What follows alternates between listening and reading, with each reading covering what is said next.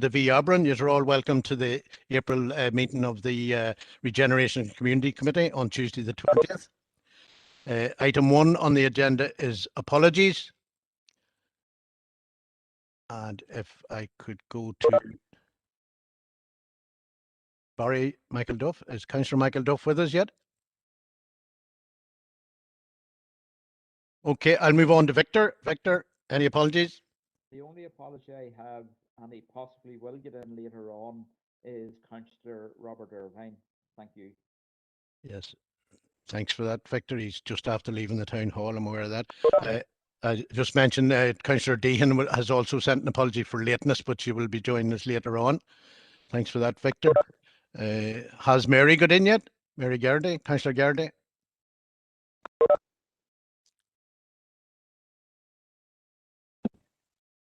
No sign. Errol, can I go to you, Errol, please? Thank you, Chairman. No apologies. Thanks for that, Errol. Councillor Michael Duff, Councillor Michael Duff, any apologies? Yes, Councillor Thomas O'Reilly. Tom O'Reilly.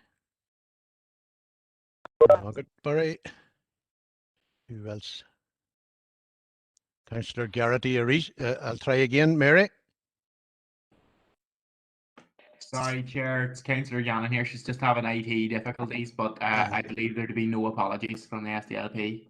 Right. Well, if there is any, they can come in at a later date anyway, if Mary wishes to come in. Right, members, our numbers are still low at 33. I wonder, is there a general technical problem with the system, or are we just a bit late and low in numbers? I'll proceed with the meeting anyway, members, if you don't mind. We have a very pressing agenda as usual. I see in the chat from Collier O'Coffey, he had a problem logging in, so there may be some general difficulty. I'll just check with IT. Has there been any general problems? No. Good enough, members. I'll move on. Item 2, the minutes. The minutes have been dealt with, members. Thank you. Item 3, declarations of interest. Any declarations? Show your hands, please, member. Collier John Coyle. John. Thanks, Chair. 6.2, planning. I sit on planning. Thank you. Thank you, John. Next up, Collier Anne-Marie Donnelly. Thank you, Chair. Paper 6.1, item 2.1.1 as an employee of Waterways Ireland. Thanks for that, Anne-Marie. Collier Michael Lear. Hammett. Come on, good, Carlick. Yeah, 6.8, the Broadband Working Group, and 8.9, Project Stratum, as a member of both committees. Thank you, Chair. Very good, Hammett. Next up, Councillor Thompson. Errol, please. Thank you, Chairman. Declarations of interest 6.2, 6.3, and 6.4 as a member of the Planning Committee. 6.9, it refers to Peace 4 partnerships, so I declare an interest in that. Thank you, Chair. Thank you, Errol. Next up, Collier Stephen Donnelly. Stephen. 7.4, Event Strategy Working Group, and I haven't got the number here, but Broadband Working Group. Thank you. Thanks for that, Stephen. Councillor Rainey. Thank you, Chair. 6.2, One Farm Planning, Reedy Murley Garvaki. 6.4, Planning Performance. 6.7, Agri Liaison Group, and 6.8, Broadband Working Group. Thank you, Chair. Thanks for that, Alan. Alex Baird, Councillor Baird. Thanks very much, Chair. 6.5, the Tourist Development Initiative in relation to FLT as a director, and 7.4, Event Strategy Working Group. Thanks for that, Alex. Thank you, Alex. Next up, Bert, Councillor Bert Wilson. Yes, Chair. 6.7, Agricultural Liaison Group, and 8.2, DERA. Thanks for that, Bert. Next up, Councillor Diana Armstrong. Diana, please.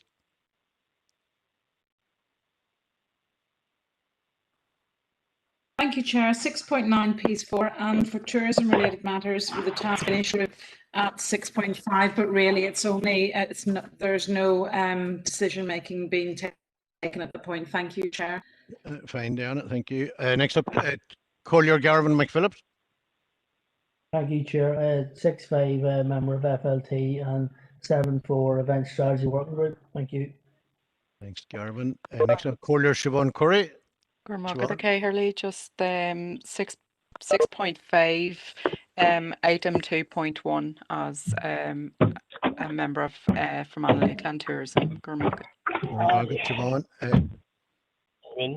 Right, members, if you could be on mute there, Councillor calling user 2. Is that you, Sean Clark? Chair, can you hear me? I can hear you, yeah. If you could go Yeah, on to well, mute. sorry, I thought I was on mute. Right. Thank you, Sean. Bye. Next up, Councillor Paul Robinson. Thank you, Chair. 6.2, 6.3 and 6.4 planning, 6.5 tourism FLT, and 6.9 Peace 4. Thanks for that, Paul. Thank you. Collier Stephen McCann. Gormagat, Harley, yeah, 7.4, the member of the Event Strategy Working Group. Thanks for that, Stephen. Councillor Warrington, Victor. 6.8, the Broadband Working Group. Thanks for that, Victor. Councillor Thompson, your hand's up again there. Do you wish to add something? Yeah, or? just sorry about that, Chair. Apologies for it. And it's 7.4 Event Strategy Working Group. Sorry, thank you. Okay, thanks for that. Councillor McLaughlin, John. Thank you, Chair. 6.8 Broadband Working Group and 6.9 Peace 4. 6.9. Thanks for that, John. And Councillor Howard Thornton. Howard. Thank you, Chair. 6.5, a member of the Tourism Task and Finish Group. Thanks for that, Howard. That seems to be all members. And as usual, I am rejigging the agenda slightly. Items 4 and 5 will move to the position after the correspondence, just before item 9. And item 10, I will be bringing forward on the agenda to ensure that it is completed within the time tonight in the position between 7.5 and the correspondence. That's item 10, confidential matter, will be moved forward in the agenda. Okay, members. So moving on.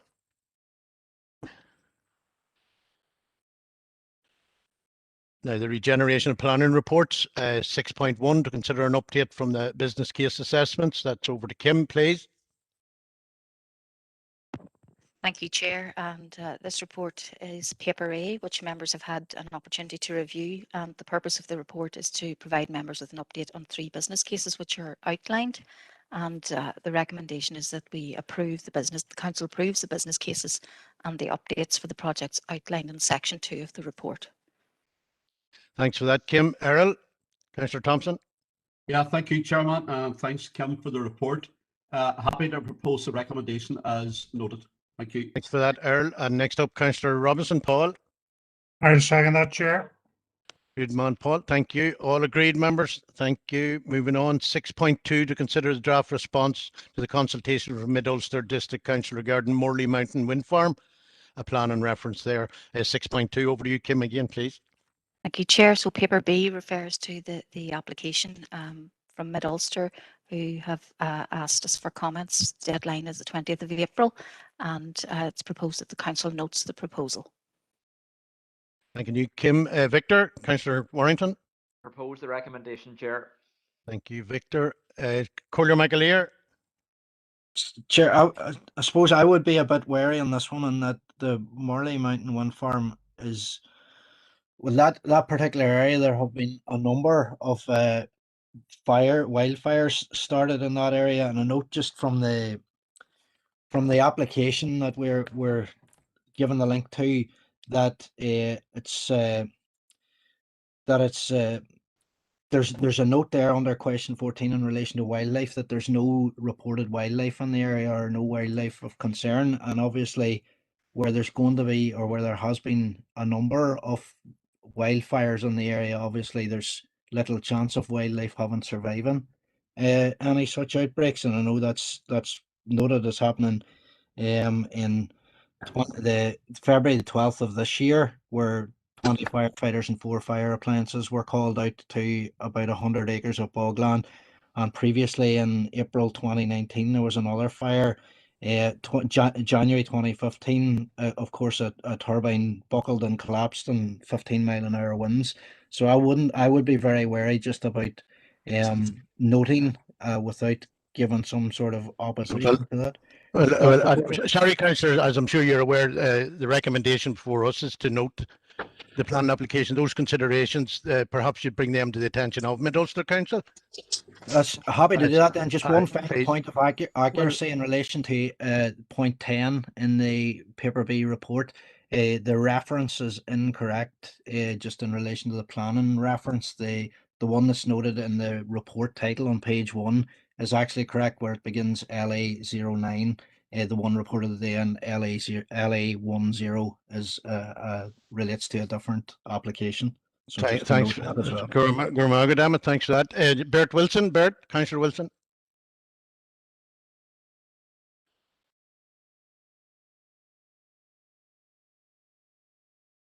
Problems tonight again, Bert?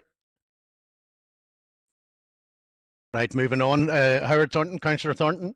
I'm happy to second the proposal. Thanks for that, Howard. Thanking you. Moving on, members. 6.3, to report on response to the call for evidence for review of the implementation of the Planning Act. Paper C. Kim again, please.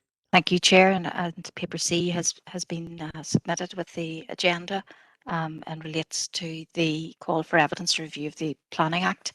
Appendix 1 outlines the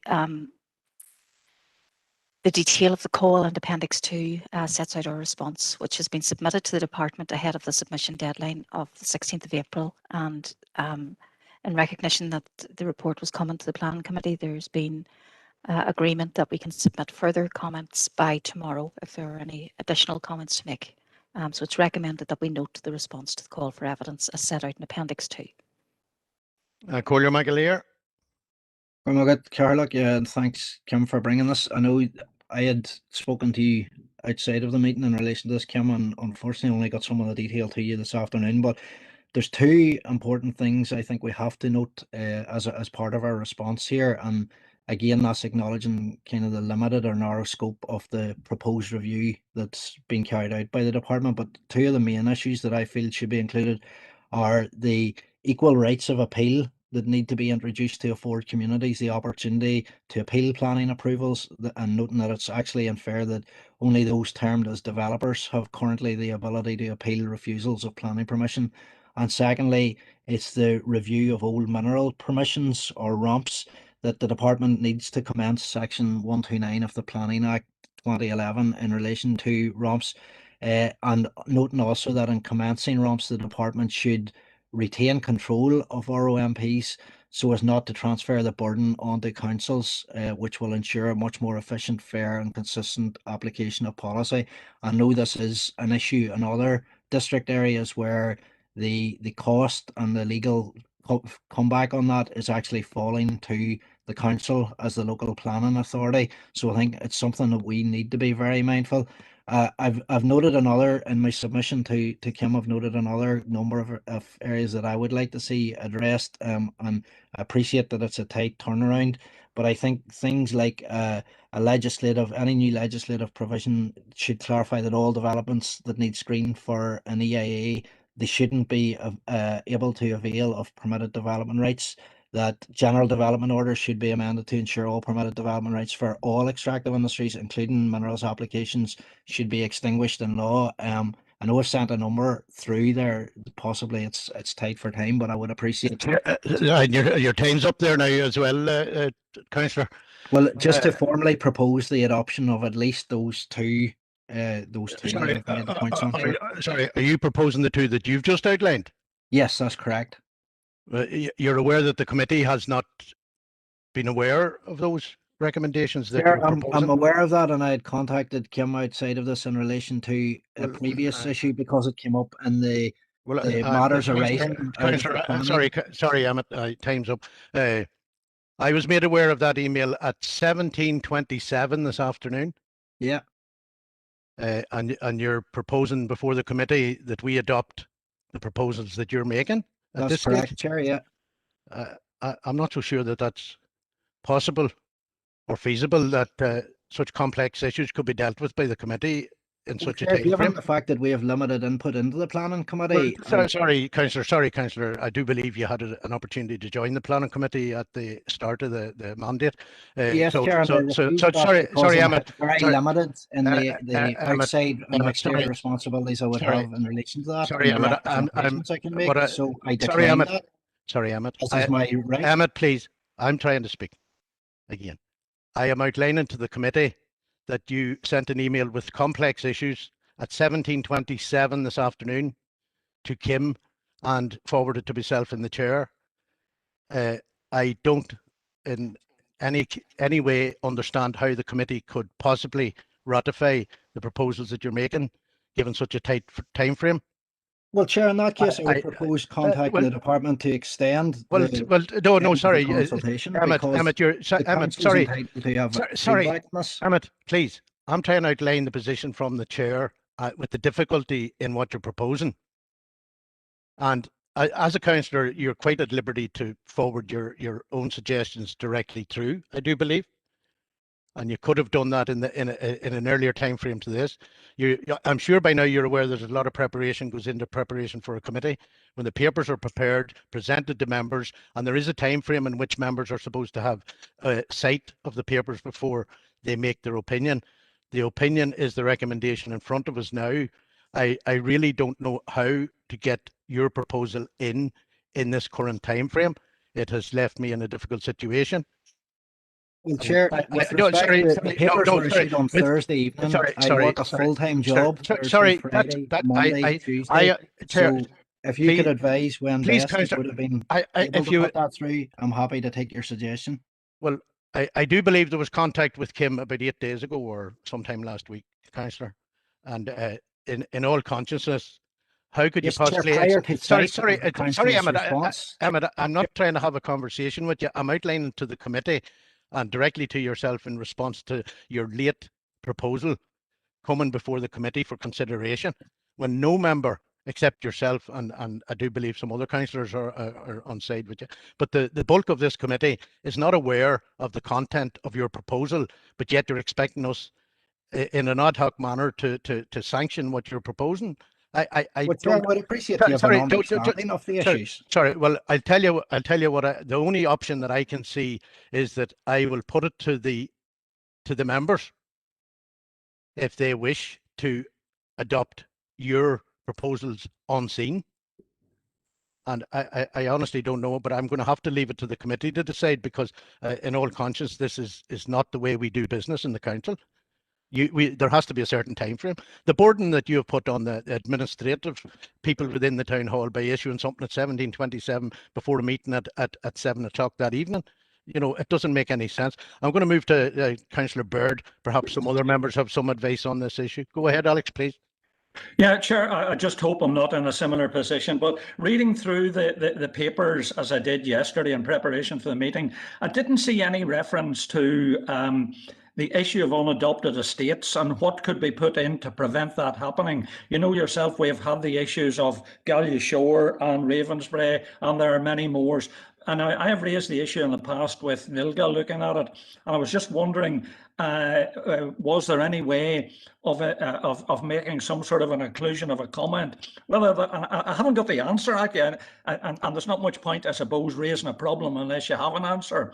But whether it's larger bonds being put in, but really what needs to be done, something needs to be done to prevent the situation that can arise where estates are left null and void and not adopted. So I was just wondering if there was anything Kim could do or comment on that. Thank you, Chair. To give you a comment now, Alex.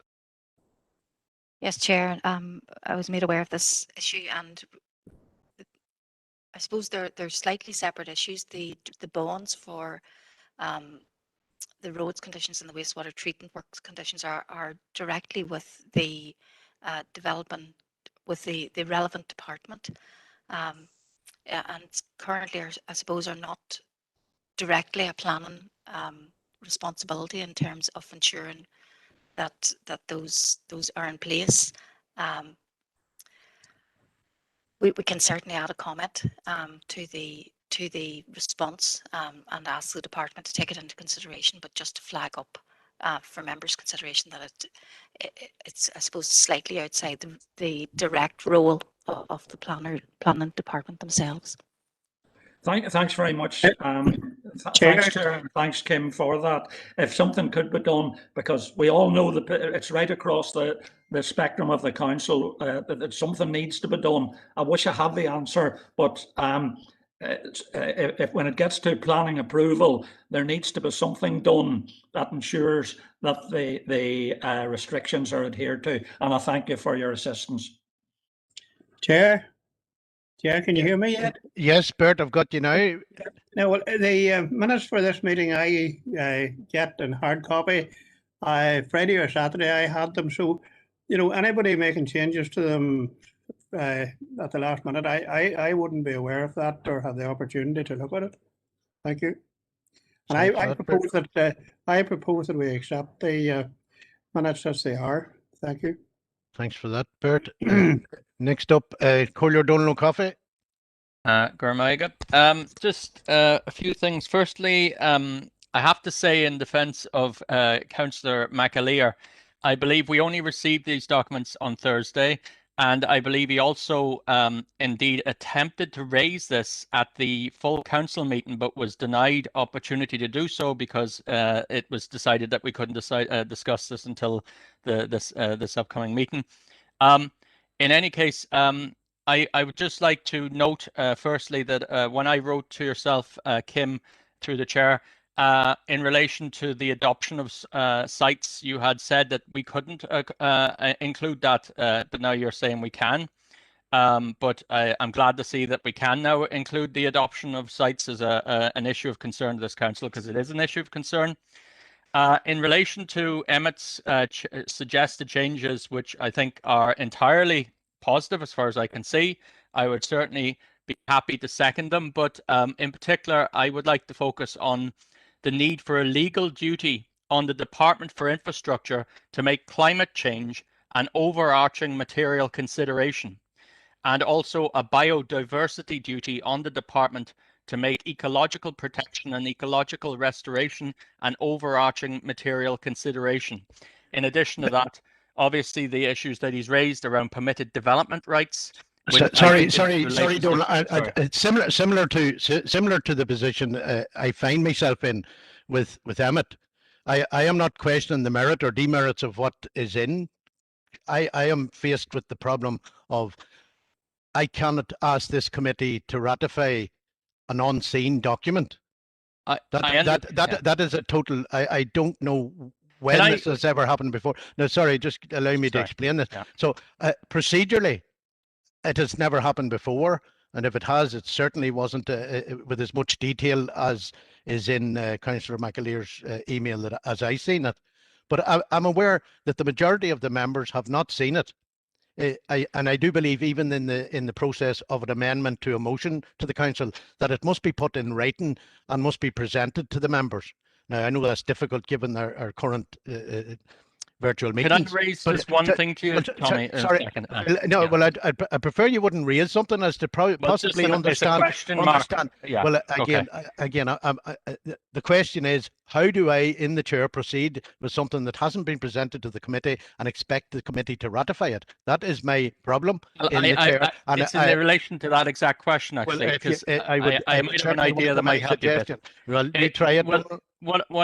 Because we've just taken a suggestion from the floor from Councillor Baird, which I actually wrote previously, but we've taken it. No councillor saw that suggestion, and yet that's going to be worked into the response. No problem at all. Why can't we see perhaps just to see if we can work these similar suggestions in? A one-line suggestion that most members are aware of, and most members have been active on the type of case that Councillor Baird outlined. You know yourself, we all work with those. Well, climate change is the one thing we all understand as well. Sorry, again, I'll respond the same as said, Emma. Don't just think this is a one-to-one conversation yet, Emma. I'm trying to outline from the chair the problem I have. I'm going to have to seek guidance from other members in how they are prepared to proceed, because I have a difficulty in the chair accepting something that hasn't been seen by the members. So I'm going to ask, I probably will go around group leaders it's the only option open to me to see, because I've never had this experience before in over 10 years at this period of council. Councillor Blake, have you any solutions for me? Yeah, I might have a solution, Chair. It was only just to second the recommendations that Councillor Wilson put before us. So it is for noting after all. So I don't see how you can just bring something on us, I guess, without any proper due diligence or preparation before the meeting. So thanks, Chair. Thanks for that, Paul. Councillor Thompson. Thank you, Chairman. Well, our party group will be supporting the recommendation as listed to bring very comprehensive proposals in front of this committee at this stage. To us is not acceptable. Thank you, Chair. Thanks for that, Earl. Next up, Collier Barra Magaldov. Chair, I have considerable sympathy for you in the chair. The absence of detail does present everyone with difficulties, you know. And I was going through my standing orders there, just trying to see, but I hadn't really time to figure it out. Is legal advice of any benefit to us in this matter? Legal advice? Thanks for that, Barry. And indeed, it may be needed, because certainly it's a new one on me. I'll move on, Barry. Thanks for that. Yeah. Councillor Victor Warrington. Victor, please. Okay, thank you, Chair. Well, I suppose our party's position would be, you know, if there's going to be fundamental changes made to documents, receiving them or them being produced at 6:30 before a meeting isn't really acceptable. So we'll be supporting the recommendations as already proposed. Thank you. Thanks for that, Victor. Bernice. Go ahead, Bernice. Councillor Yes, Swift, please. Goramagat, Cairlock, and yes, while I was satisfied with Kim's report, I too believe there is merit in what Councillor McAleer has outlined. Yes, I would like to see that also, and I note that Emmett has put into the chat function that he's happy to circulate the email and call a 10-minute recess. That would obviously be up to you, Cairlock, to digest his proposals. I was digesting my Thai chicken curry when he was emailing at that specific time, so I didn't get to check or see anything. Garamangat. Thanks for that, Bernice. Councillor Seamus Green, Collier Green.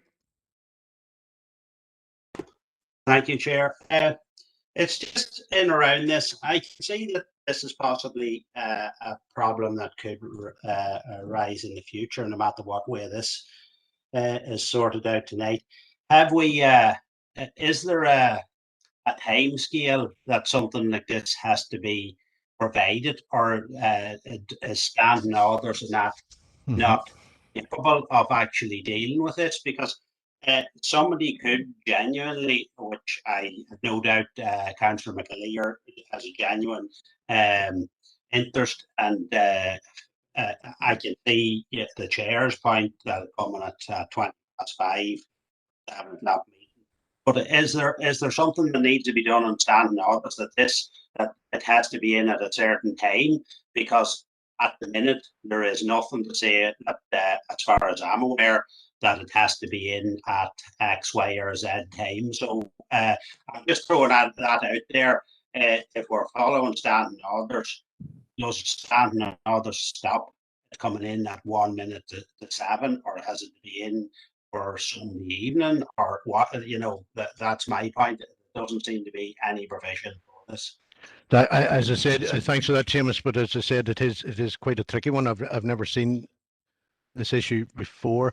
Is Councillor Mary Garrity with us? Councillor Garrity, please, as leader of the SDLP group, have you an opinion on thank the you, code we find ourselves in here? I kind of got as a given with Councillor Blake seconding of the office recommendation that our position was clear on that. But now when you have asked for my input, Chair, this sort of conduction of meetings and things being bounced on us at the 11th hour is making us a very unproductive council. This date has been in the diary for quite some time and has been extended, I believe. And I do think it's unfair to members to be bounced on such maybe high level intricacy of information and to digest, even in a 10-minute recess. We have the report. I don't think there'll be not noted or could be followed on even by members. But I think if we're going to do this, Chair, on every item that we have issue with and not, relay our concerns to officers in a timely manner, we're going to be spending 45 or 50 minutes on very simple issues that we shouldn't be doing it, Chair.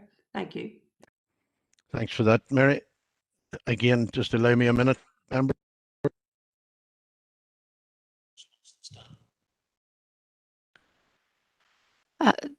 Nothing specifically in standing orders, Chair.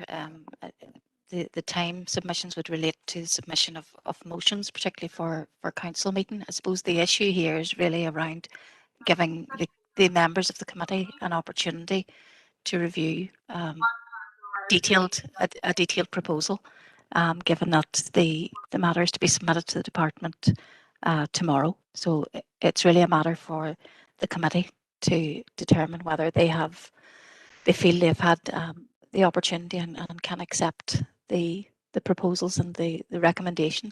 If I could just comment, Chair, also on Councillor Coffey's comments. So I did clarify that in terms of the issue of Bowens, that it was my understanding that this would be with respective authority, for example, DFI roads for road development. It's not the case that this couldn't be raised, but the point I was also making was that this would have been seemed to be outside the scope of the review, but it is again a matter for the committee to determine whether they wish to add that comment to the response or not. Thanks for that, Kim. Councillor Green, you have your hand up again, have you? Yeah. Well, it was just in relation to that. Ian, this I think standing orders definitely has to be looked at in around this, and I would propose that are, because we have took a one-line suggestion by Councillor Baird to include it, and so is it one line that's okay? Is it 10 lines that's not okay? You know, we need to get this cleared up, because it's obviously taking up time tonight, and it will again in the future. Well,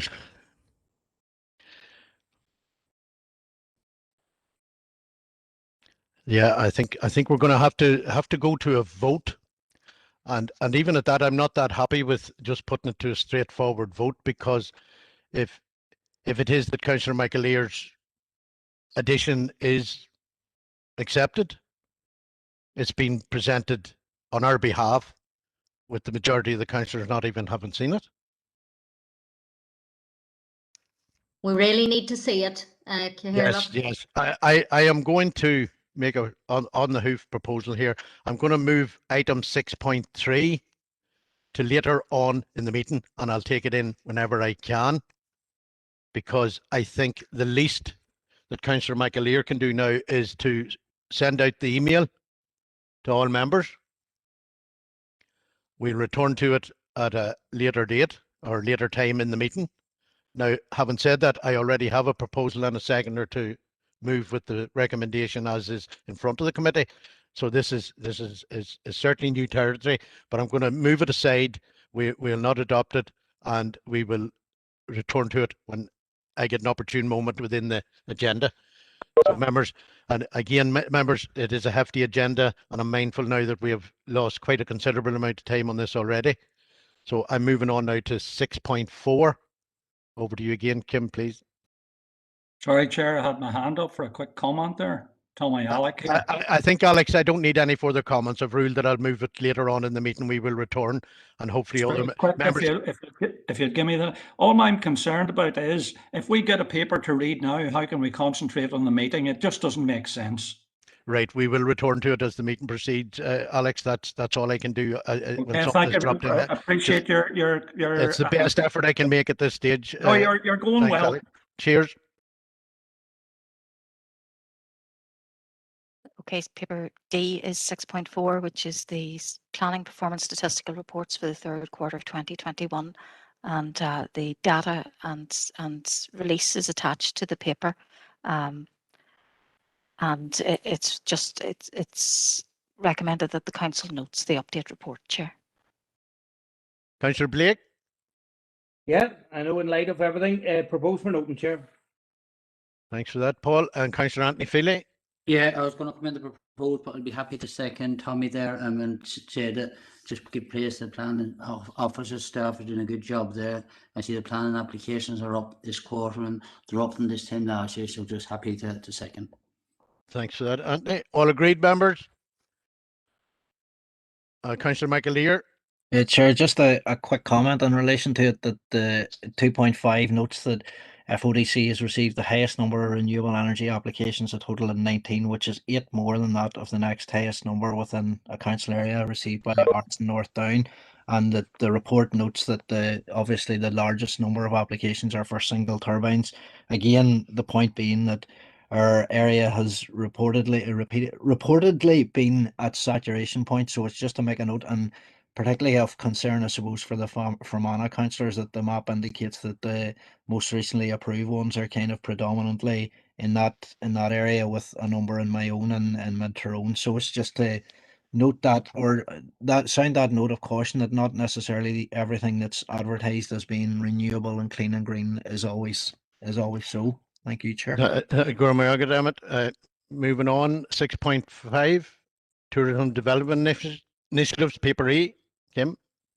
Thank you, Chair. Paper E again was circulated with the agenda, and it's seeking members' approval to progress various tourism development initiatives across the district, relating to Fermanagh Lakeland Tourism, Sperrins Partnership Board update, contribution to mountain bike NI marketing consortium, and renewal of the multimedia support programme for businesses in the visitor economy. So it's recommended that the Council approves contribution of £95,000 linked to a service level agreement with Fermanagh Lakeland Tourism for the marketing and promotion of the Fermanagh Lakelands, approves a contribution of £22,600 linked to a service level agreement with Fermanagh Lakeland Tourism for the marketing and promotion of the Sperrins part of the district, notes the update in the Sperrins Partnership Project and the inaugural board meeting, approves contribution of £6,000 to Outdoor Recreation NI to undertake annual marketing activity to promote Gorge and Glen Forest Park trails through the Mountain Bike NI Consortium, subject to all other councils paying their contributions, and approves the multimedia support programme as outlined in section 2.5 of the report. Thanks for that, Kim. First up, Councillor Blake. Paul.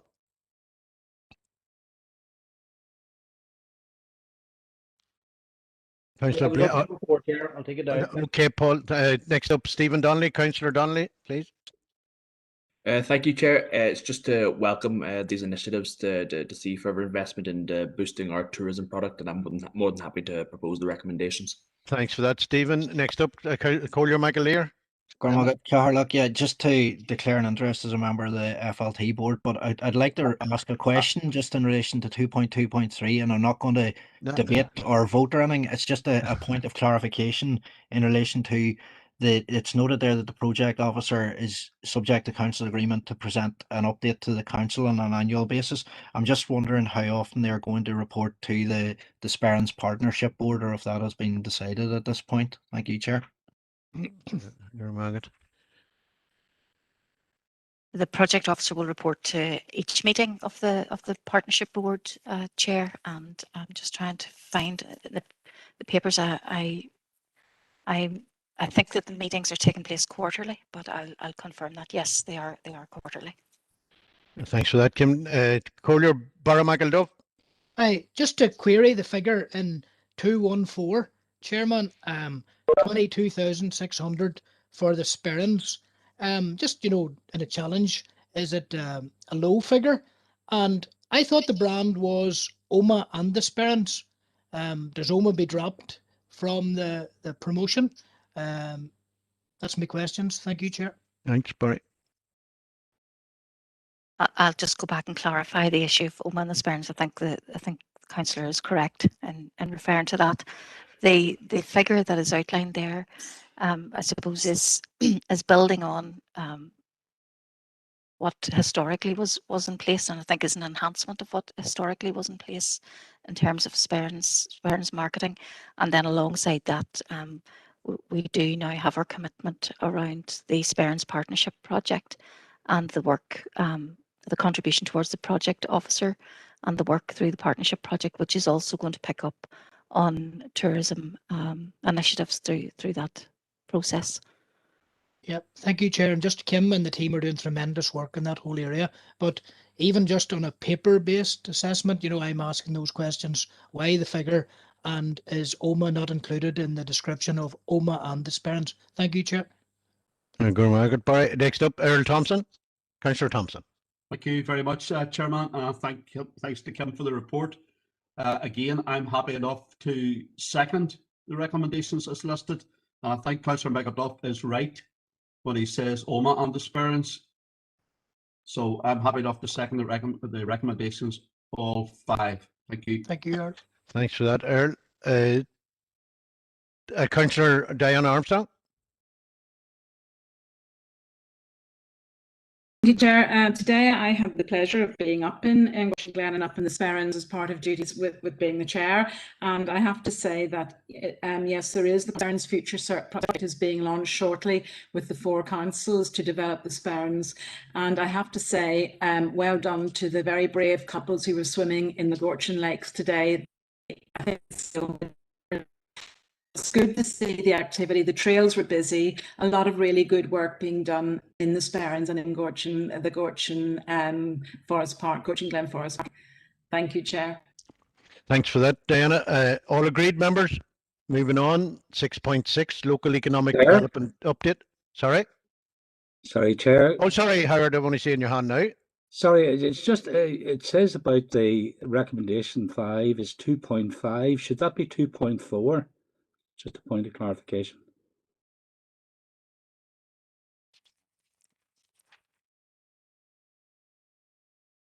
Yeah. Appreciate it, Howard. Apologies, That will be that's a typo. a typo. Apologies. It will be corrected, Howard. Thanks for that. Your observation skills are still good, Howard. Thank you. Moving on, local economic development update report 6.6. Kim again, please. Thank you, Chair. And this report at paper F is to provide members with an update on economic development activity for the year 2021 just passed, and also a proposed schedule of local economic initiatives in 21-22, all of which are outlined in the detailed content of the report. And there are a number of recommendations that we note the update on the LED initiatives for the 2021 financial year. We approve the proposed suite of business support programmes to be delivered by the Economic Development Team during 21-22. We approve the sponsorship of £10,000 towards Ulster University Economic Policy Centre.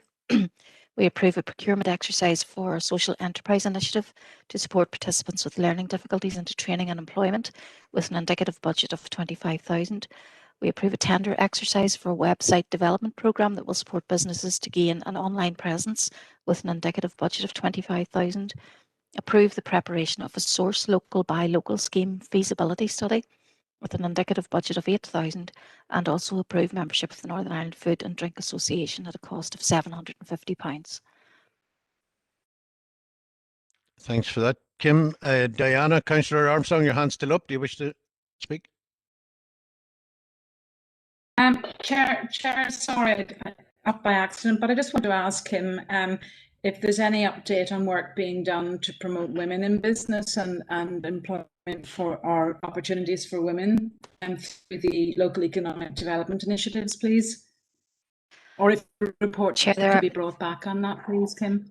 Yeah, there are some specific initiatives. So we do have a female entrepreneurship programme, which is an 11 council collaboration, and we do also focus through our business startup programme on the levels of women in terms of uptake of business programmes. But I can bring a more detailed report back, Chair. Thanks for that, Kim. Okay, Diana. Appreciate that. Thank you. Thank you. Collier Donald O'Coffey. Councillor O'Coffey.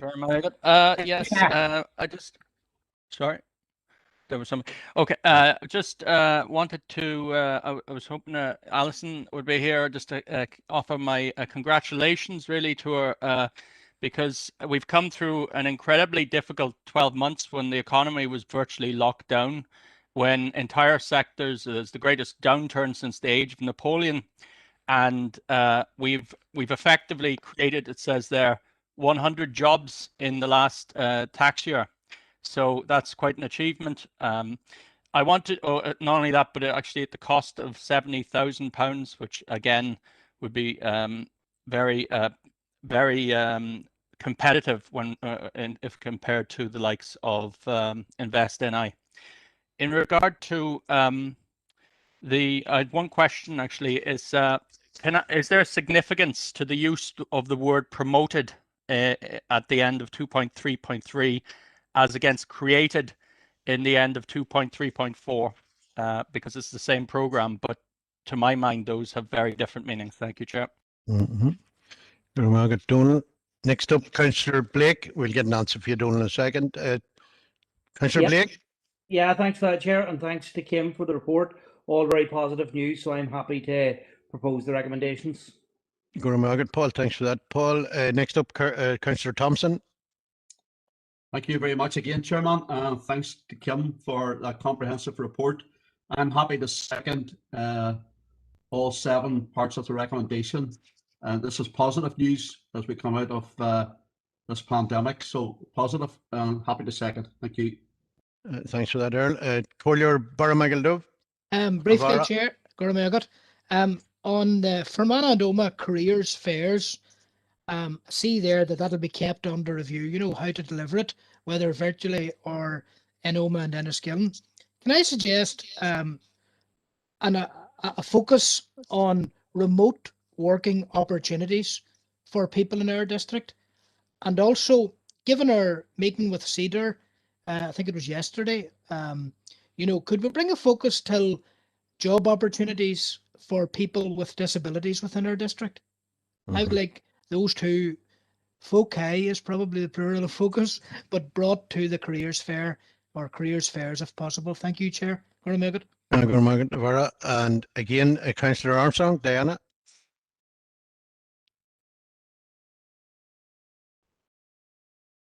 Chair, apologies, I can't get my hand to go down. Thank you. Okay, Diana, thanks for that. Have you any clarification for Councillor O'Coffey there, the difference in the use of the word, Kim?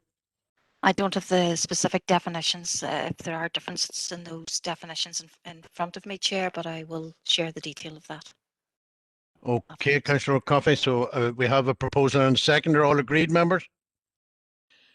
Thanking you, members. Moving on, 6.7, the meeting of the Agricultural Liaison Group on the 15th of April. Yes, Chair, paper G outlines the update in terms of the meeting which was held on 15th of April, the recommendations arising from that, and the notes and papers are attached as appendices. So it's recommended that the update report on the meeting of the ALG is noted and that the recommendations outlined in paragraph 2.1 are approved. Thanks for that, Kim. I suppose in practice I should go to Councillor Rainey for proposing as chair of the group. Alan? Well, thank you, Chair. I had declared an interest in that. Oh, sorry. Yes, of course. I'm not so sure it was necessary, but thanks for that. We'll move on, so we'll not break your declaration. Collier Barramagaldov.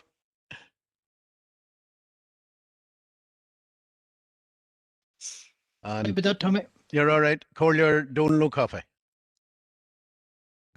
Yes, in relation to, I'm happy to note this, but I just wanted to express my kind of shock, frankly, that in the Appendix 1 document, representative, I think Mr. Little of the UFU, had stated he called on the members to lobby in support of the introduction of pragmatic measures in relation to climate change. And I think the idea of that, you know, somehow we're going to try and find pragmatic measures which do not take seriously the absolute necessity in all sectors of our economy to deal with climate change is something perhaps which would not shock you to come from a UFU spokesperson. But in any case, it was shocking to me when I read it. So thanks, Chair. Okay, you're happy enough to propose. Next up, Collier Anthony Feely. Yeah, thank you. Yeah, and I'll second it. Well, I'll second the recommendation. I mean, I'll just let Donal know that we did question that Mr. Littleman on that, and there was a big debate about it. So don't worry, Donal. Everything's okay. So he didn't get, if you know what I mean. So he was questioned on it. Chair. And Bert, yes, Bert. Yes. Well, as a member of the Farmers Union for probably 60 years, I can understand Mr. Little is a young farmer, and when you look at the rest of the world,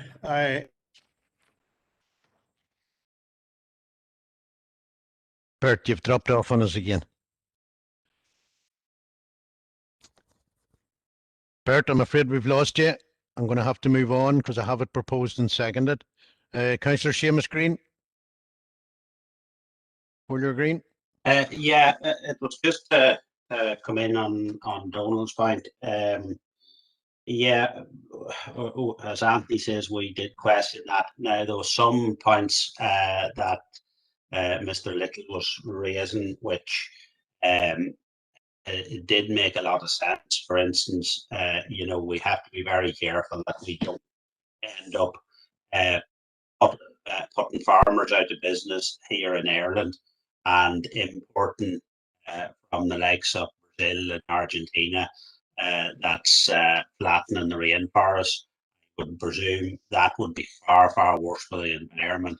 So there has to be a lot of common sense around this whole idea, and you know, a lot of thought put into it. It's just not completely black and white. Right. Members, I see more hands going up, and really it's already proposed and second. I was about to put it to the group. I'll allow Bert back in again. Bert, you dropped off there. If you could just finish what you were saying and keep it brief, Bert, please. We have a proposed and second. No, Bert, we're not getting you at all. Emmett, Councillor McAleer, I don't want a whole big green debate now. I have a proposing seconder for that. There's obviously issues between the farming community and climate change issues that will have to be teased out. We'll not resolve them here. So if you could just make one line response, please. I appreciate, you know, where I'm coming from, and that hobby horse of We're all, mine, but well, it's not just yours, Emmett. We're all fully aware of the issues. Well, that's Chair. I don't.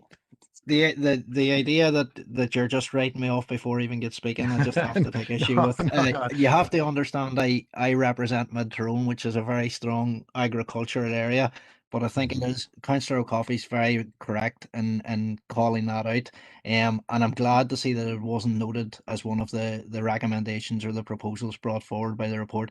I think it's noted this council supports family farming. It supports that traditional farming environment that this area is accustomed to and is indigenous to the area, and not these factory farms and massive farms, I suppose, that the lobbyists are cheering for. So just to note that, Chair. Thanks for that, Emmett. Thank you. And Seamus, your hand's still up. If you could remove it, please. All agreed on that, members? 6.7 on the agenda. Thank you. Moving on, 6.8, the Broadband Working Group update.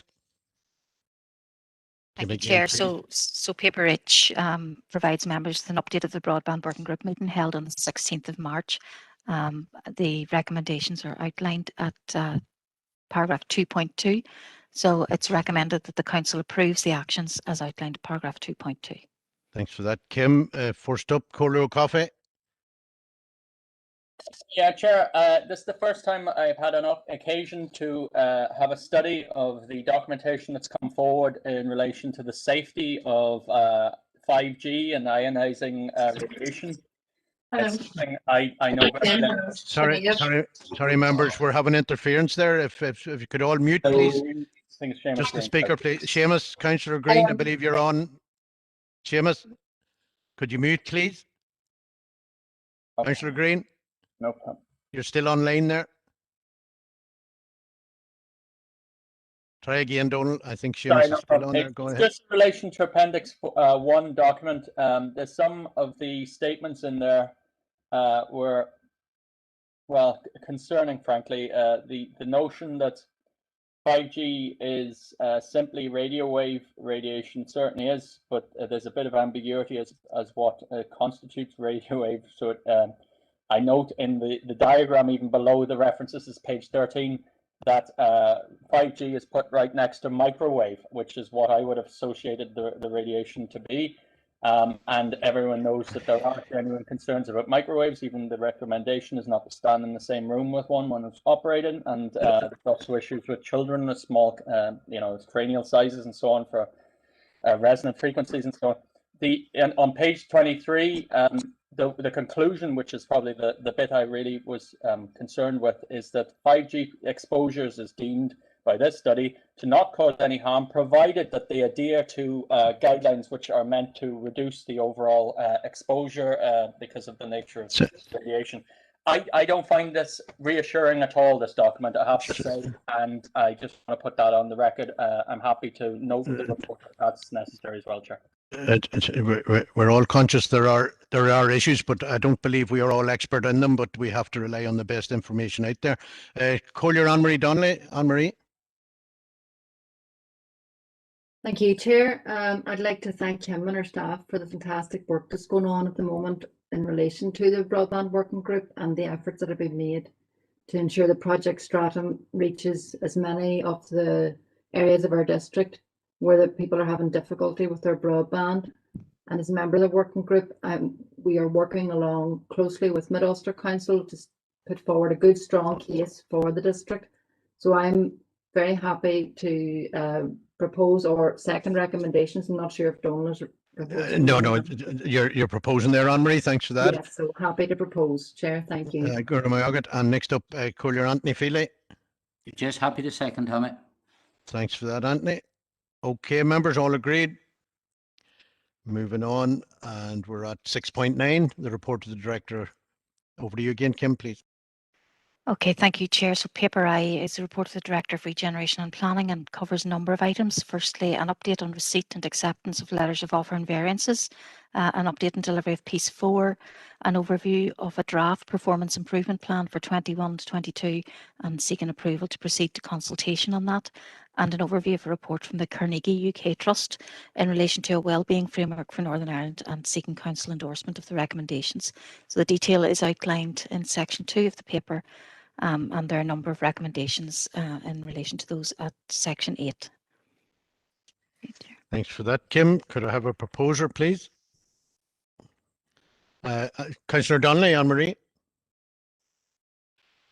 And happy to propose, Chair. Thank you. Thanks for that, Anne-Marie. And next up, Collier Siobhan Curry. Siobhan.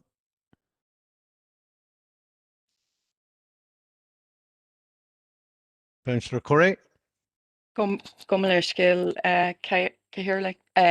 It's actually, I'm just wondering if you'd just give me a little bit of latitude here, just around the Piece 4, and I'm also cognizant of your comments earlier and just the challenges of bouncing things into the council.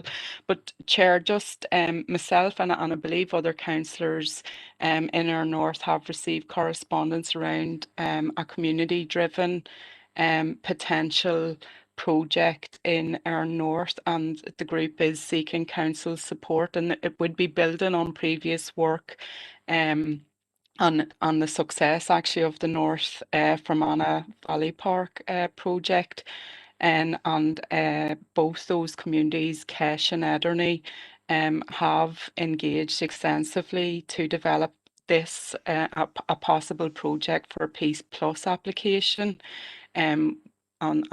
When that opens, I think that's next year, if I'm not mistaken, and it would also include elements in Irvinstown around the Bonacre and an area at Neacorn, lands that were set aside, I think, for a previous peace project.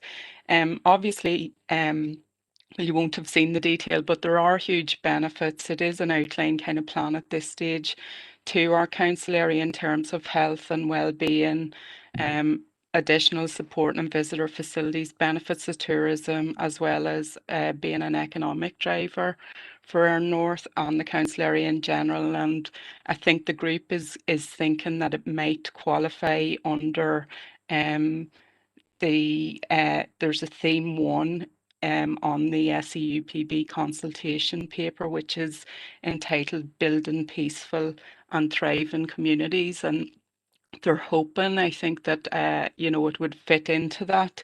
It's known at the minute as the 3 Villages Together project. Now, Chair, I understand that officers might have been contacted by the group and are possibly engaging with them on the project already, but could I just propose that we officially just task the relevant officers, if not already doing so, just to engage with the group, just to see how this project can best be addressed and advanced. I think it's really just important at this stage, particularly when you've got a community-driven project, something that we can work in collaboration, just that the foundation work could be done at this stage for a good application. And I think, it's probably too early for a number of reasons to consider carrying out a feasibility, but maybe project scoping and visioning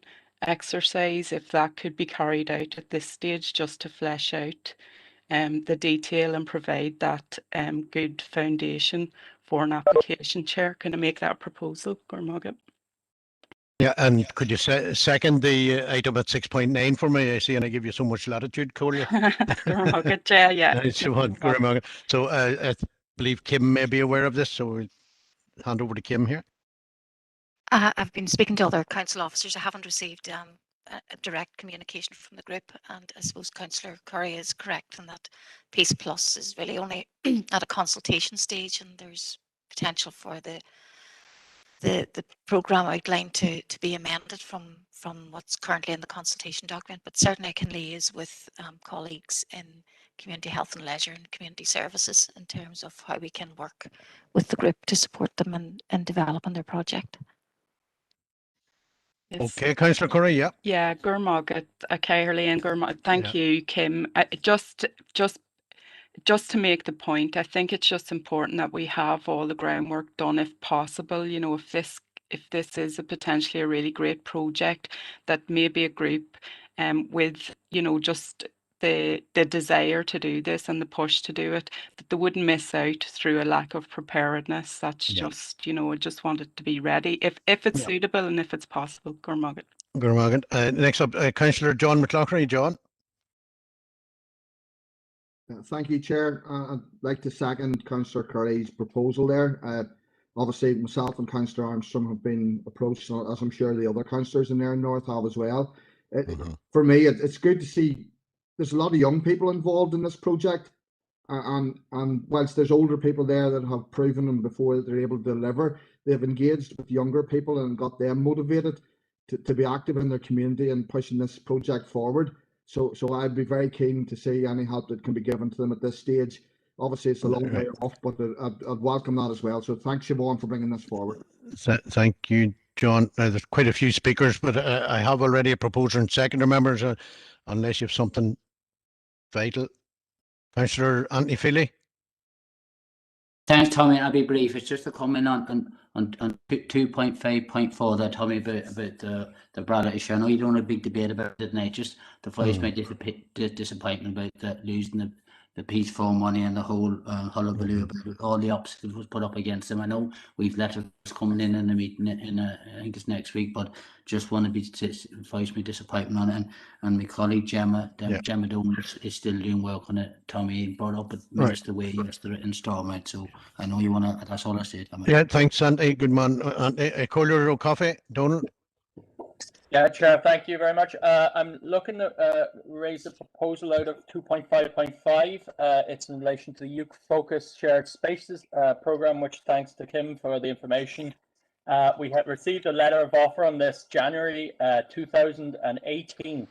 At this stage, because of delays, we are at the stage when one of the contracts of one of the 6 capital projects has only just been awarded, and the other one is pending issue of contract. So I'd like to propose, in order for us to perhaps have a better insight into what was the cause of this 3-year delay on delivery of a peace program, is it possible to have some form of a report, a timeline, which delivers an explanation of the delays? Because 3 years is a very long time, as far as I would be concerned, to deliver a peace program. Thank you very much, Chair.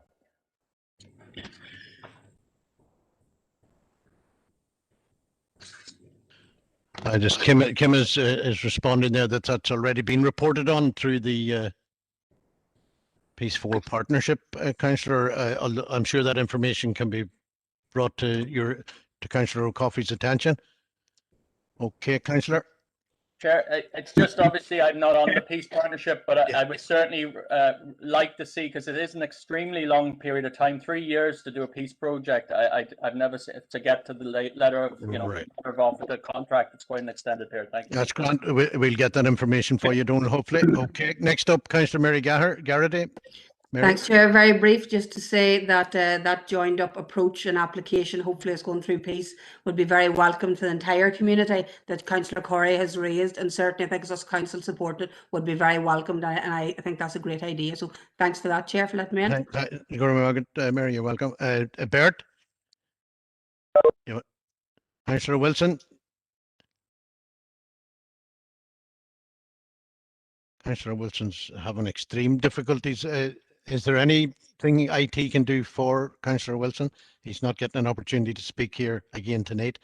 Regrettably, Bert, I'm sorry that I am calling you to the forum, but that's it. Okay, members, all agreed on that last item and on the proposal of Councillor Corey, seconded by Councillor McCloughtry, that the council engage with that community group. Thank you, members. Moving on now to number 7 on the agenda, Community Health and Leisure Reports, 7.1, and it's over to you, John, please.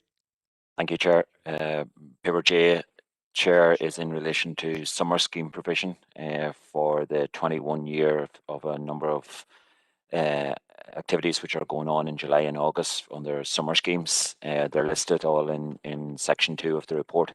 And Chair, it's recommended that the Council approves the proposed summer scheme delivery for 2021, which will be kept under review in line with the guidance from the NI Executive in regard to COVID. Approves the opening of a summer scheme grant aid programme to support community and voluntary sector delivery.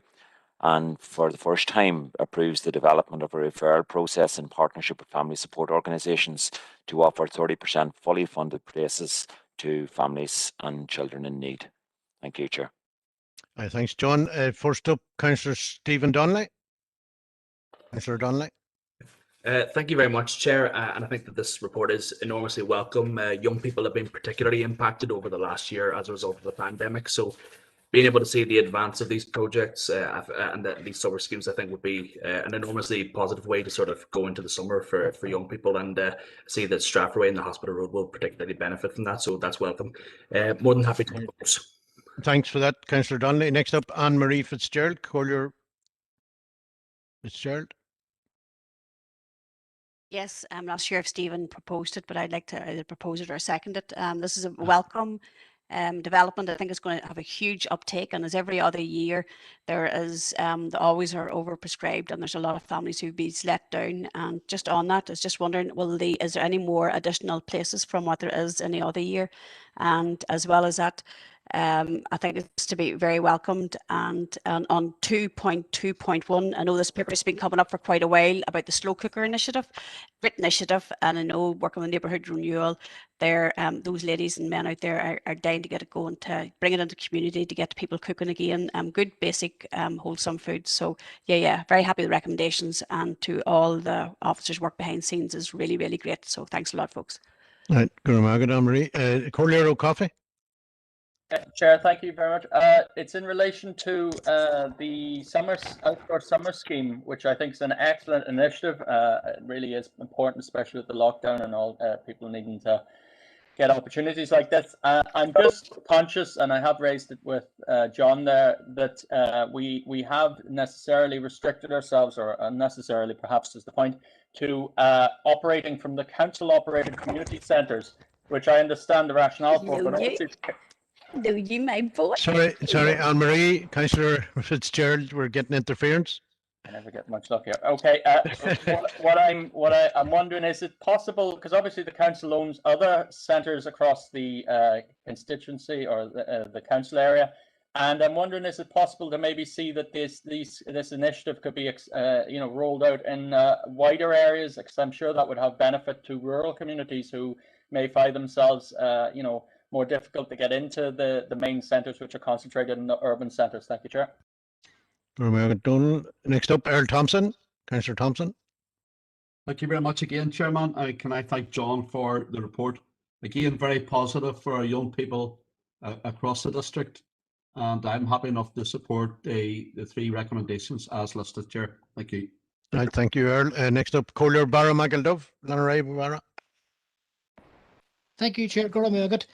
Just to ask John, were there any thoughts, presented by the community sector themselves, the community groups, which you haven't been able to meet?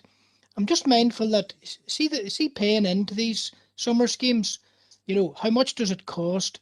And in some areas, is it possible to pay in incrementally, in 1 or 2 or 3 stages? I know that was the practice maybe in the distant past, that, for example, you could pay in over 3 or 4 weeks, 3 or 4 weekly installments, that kind of thing. Thank you, Chair. You're Margaret Barry.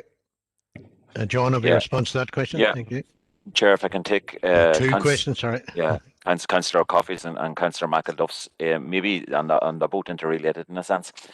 In the rollout to the wider area, we are continually looking to see if we can spread the summer scheme programme across as wide an area as we possibly can. We hold it in our own facilities because therefore it's easier to programme the activities at our own facilities. But we have to be aware, I suppose, that all of this takes a lot of staff. And we're working through the months of July and August when a lot of our staff also require a little break during that period of time, and it is limited by what we can do. We have noted that there are 26 locations across the district at this point in time. Not all of those, I have to say, are at our own locations. Some of them are at sports grounds, some of them are community fields and various. So we do work with the communities in identifying areas. And I have to say that that 26 has in the last number of days actually gone up to 30. And so we are continually trying to get staff and to identify staff that will be able to take part in the program. And if we had more staff, then we would be able to deliver in a lot more areas. We are going to undertake a review of the summer scheme program in this year to look at areas, and just linking back into what Councillor McAduff was saying, into those areas which maybe aren't provided for in as well a manner as what we would like. And we would hope to bring proposals for next year in order to meet those needs, in working with communities on a more closer level and working with clubs in a social level. And you will remember I think it was last month that we brought through the community wellbeing coordinators. They will be working on this in the year in order to make sure that as many areas as possible get the benefit of our summer schemes. In relation to the pay-in, and is it possible over the 3-4 week period to pay for it? Yes, I have to say we have introduced this year for the first time that 30% of the places will be fully funded for families and children in need, and working with family support organisations. So that's an absolutely new initiative on behalf of the council in order for those who are most in need within our community. With regard to the pay-in, yes, we can come up with whatever procedure is necessary to help people meet their financial needs. I have to say, for those programs that are held out in the community, they're not expensive. So not the programs which are being held in the art centres are certainly a lot more expensive than what they are. But certainly we will work with the communities, and if there are any difficulties, finance will not be an issue and in getting the numbers to attend these events. Thank you, John. Through the chair, thank you. Yeah, thanks very much, Chair. And Councillor Bert Wilson is going to try again. Go ahead, Bert.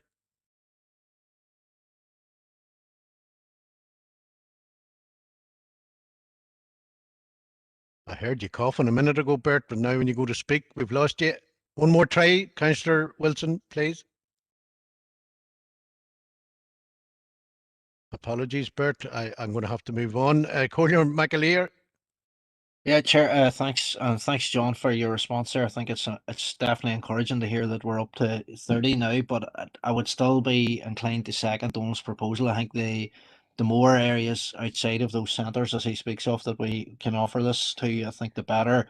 There's a number of us from rural areas that would like to see that rolled out. I know growing up in Cregan, the summer scheme was always something to look forward to, and I suppose the question would be, whilst being mindful of staff resources, and obviously there'll be other things like insurance issues and that, but we still have 3 or 4 months to prepare for it for this summer, that we're better trying to do it if we can. If we can't do it, or if it's not feasible, that's well and good, but I think we're trying to do it this year as opposed to putting it in the long finger. I think's the way to go. So I'm happy to second Donald's proposal. Thank you, Chair.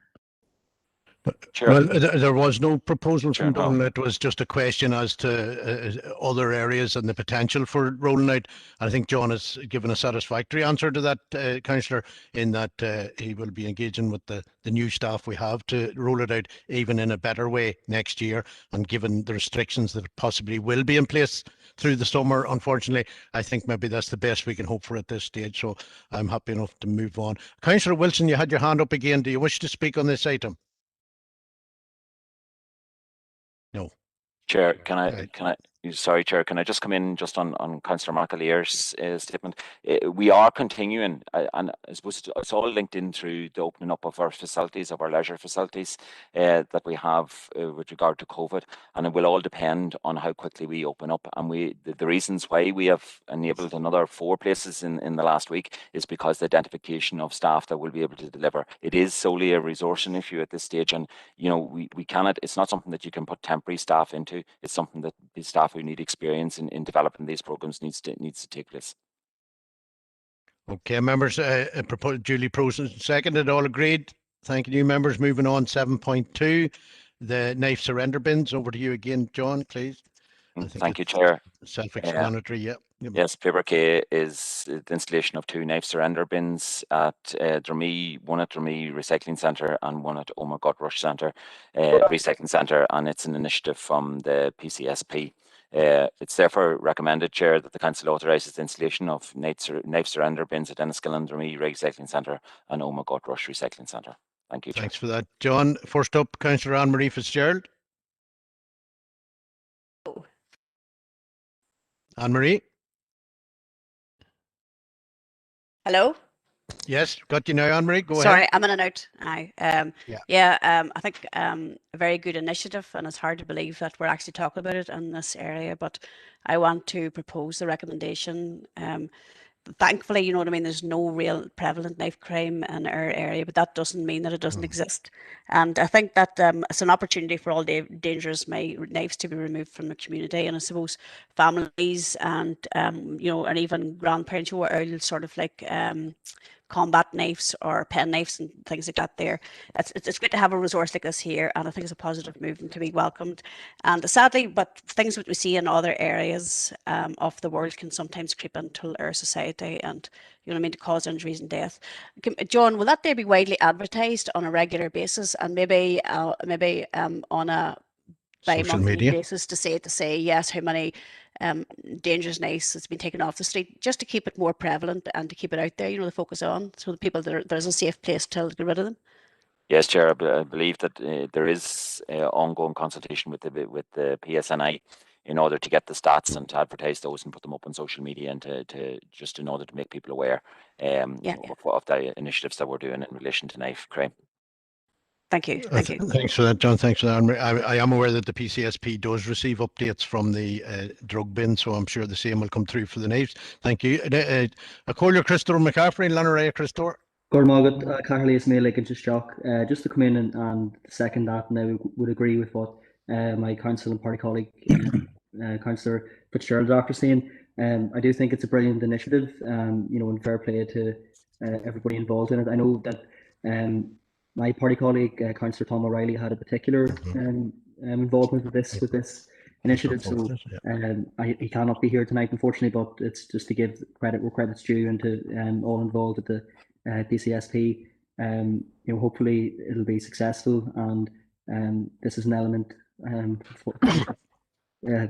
Thankfully, not that prevalent in our part of the world, but just as a general theme, it is an unfortunate occurrence. So hopefully, it does help to combat against that. So just a second and praise the work that's been done on this issue, Gormagat.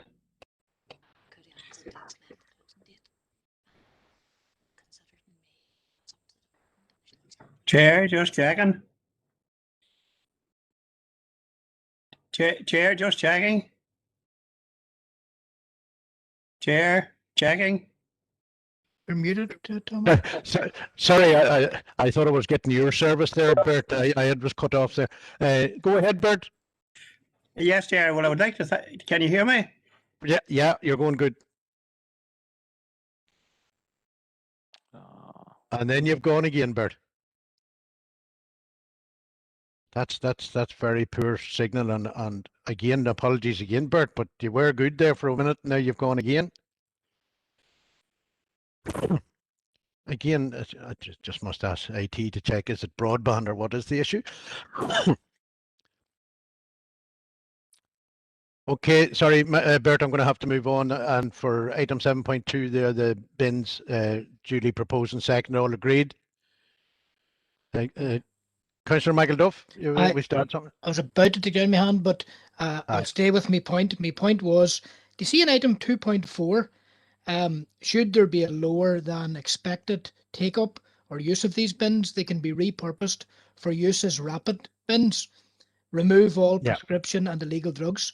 I wonder, could the council's communications team do some work as well on helping people to understand where those rapid bins are throughout the district? I think that'd be a useful exercise too, because I mean, there's not enough of them. There's not enough of these rapid bins. Where are they? How accessible are they?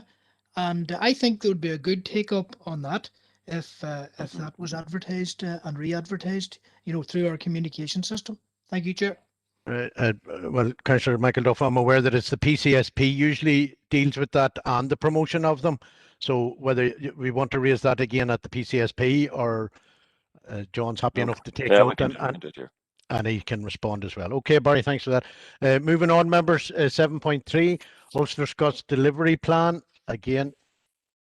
Yes, Chair, paper L. John, sorry, John. Yeah, thank you, Chair. The purpose of the report is to seek membership approval for the Ulster Scots delivery plan, which is included in Appendix 1 of the report. It's self-explanatory, Chair. It's recommended that the Council approves the Ulster Scots delivery plan for the 21-22 year.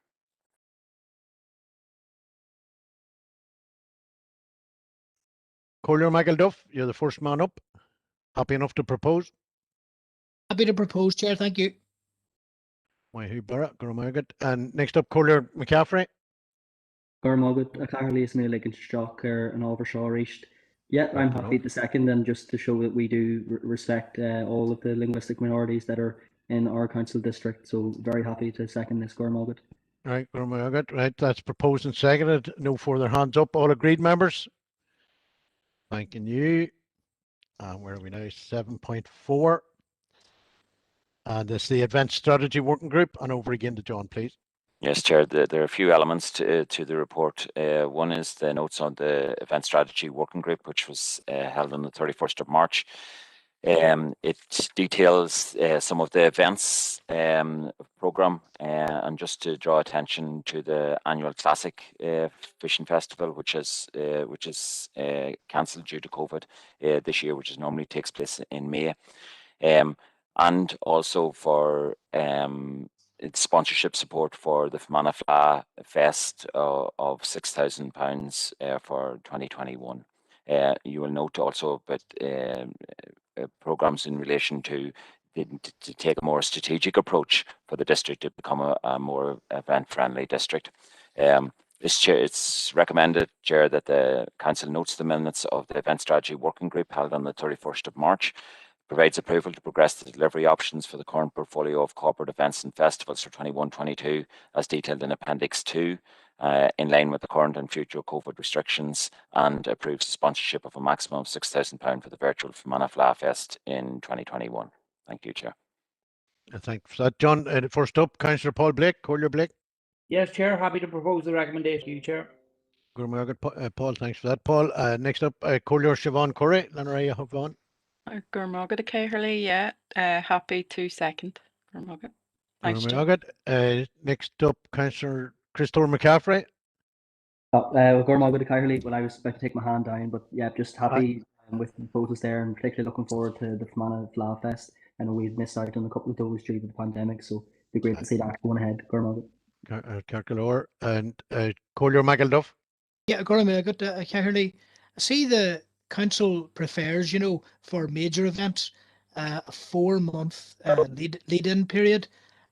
Just to ask if there's any indications coming from the Comhaltas Cultúra in the Tyrone side, about their plans with regard to 21 Fleadh.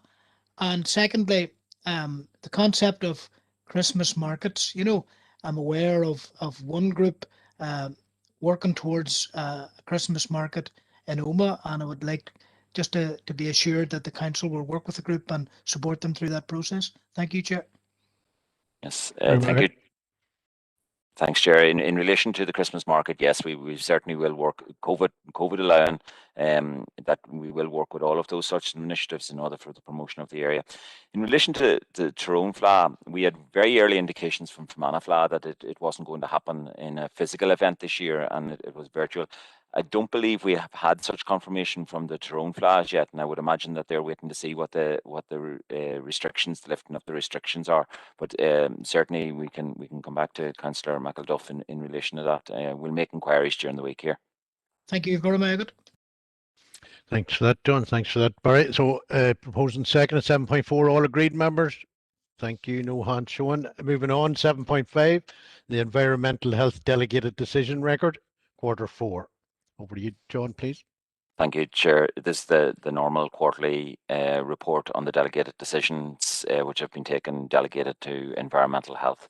It's recommended that the Council notes the formal actions detailed in delegated decision record for January to March 21 taken by Environmental Health Service on behalf of the Council and in accordance with the scheme of delegation. Thank you, Chair. Thank you, John. First up, Collier Anne-Marie Fitzgerald. Yes, I want to propose the recommendations, and it's good to see on the report that there's been people actually get fixed penalty notices for illegal dumping and for littering. And I know there's been a huge campaign locally and in wider districts of communities getting together and gathering vast tons of waste material and that there. Just it's good to see, maybe publicise it a wee bit more, John. You know what I mean? We are actually catching people in the act and they're actually getting fined whether it's illegal dumping and littering, and hopefully that will maybe get more of the offenders. And John, just if you give me a bit of latitude, Chair, just for a minute. John, I was just wondering on the case of, this is your remit of environmental health, locally and in Fermanagh, is there any evidence of an upsurge of vermin in any particular area? Has it been recorded locally? Just if you could come back with a report or something, you know, and what the likely cause is and what the council's been doing it, because I've been working on a few cases myself. So it seems to be maybe a wee bit more alarming, or possibly not. Maybe it's just the fact that I just become involved. Thanks, John. Yeah. Thank you, Chair. Yeah, now and again we get notification of areas, residential areas that have an increase in vermin, normally related to some sort of construction that is going on in that area, and you know, the rats or whatever are displaced from their normal housing. But certainly I'll make inquiries. It's not something I've heard about in the last month or so, but certainly I'll make inquiries and bring a report through.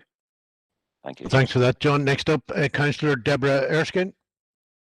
Thank you, Chair. Just to propose to second there the noting of the report, I just want to thank the environmental health officers, because I know that their workload has, I suppose, increased with COVID and everything as well. So they're doing a great job. And if it could be recorded, just thanks to those members of staff. And just to reiterate the point there that Councillor Fitzgerald said, I think it'd be good to see that you know, more social media or the campaign that we tie in, that people are getting fixed penalty notices and that people won't get away with just dumping their rubbish wherever they like. So thank you, Chair. Thanking you, Deborah. Next up, Collier Donald O'Coffey. Donald.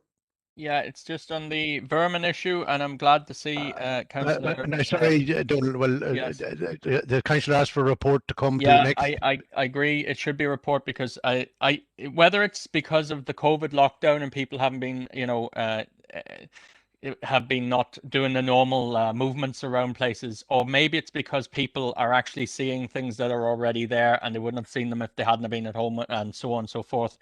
There's definitely an uptick in this issue globally reported, as far as I understand. This is not just from Anna and Tyrone. Well, maybe we could wait till we get the report, Donald. Maybe. Okay. Well, you've dropped off, Donald. I didn't think you'd take it that bad. Councillor Christopher McCaffrey, letter A, Christopher. Yeah, but I would just concur with what Councillor Fitzgerald had raised there as well, if we get the report back on that. But yeah, just to again praise the environmental health team from the council and those officers that are carrying out their duties. You know, a simple bit of advice I remember getting as a youngster was, if you love where you're from, you shouldn't litter in it. And you know, we need to get that message out there strongly to the public and anyone that is carrying out illegal dumping. Because you know, at the end of the day, we all have a duty of care for the environment and the areas we live in, our community. So just to bring down that message very hard on anyone that is carrying out that funds are being issued. But yeah, Gormagat, Sinead. Gormagat, Christopher, and again, just to remind anyone that is listening, we did get a report where it's costing every ratepayer in the district nearly £50 to remove litter from our roads. I think we can't say that often enough, so I'm happy enough to say it again. So proposed and seconded, all agreed, members? Thanking you, members. Now I am bringing item. Sorry, Donald, I just missed that in the chat there, a declaration of interest.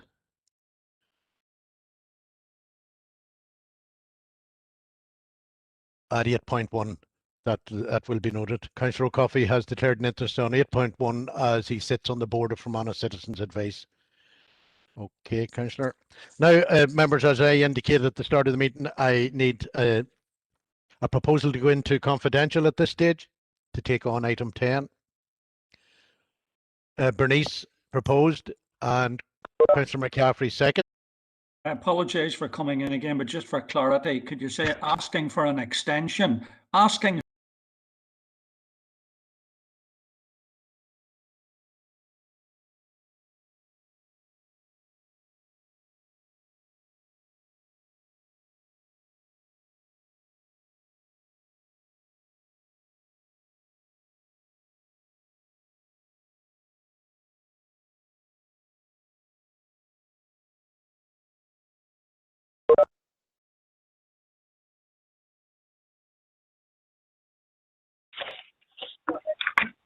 I don't think we called in now.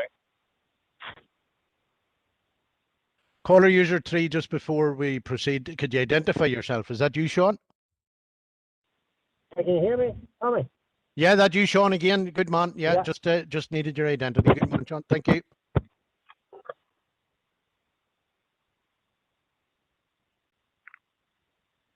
Now, members, if I could ask John just to give a summary of what happened in confidential there, please.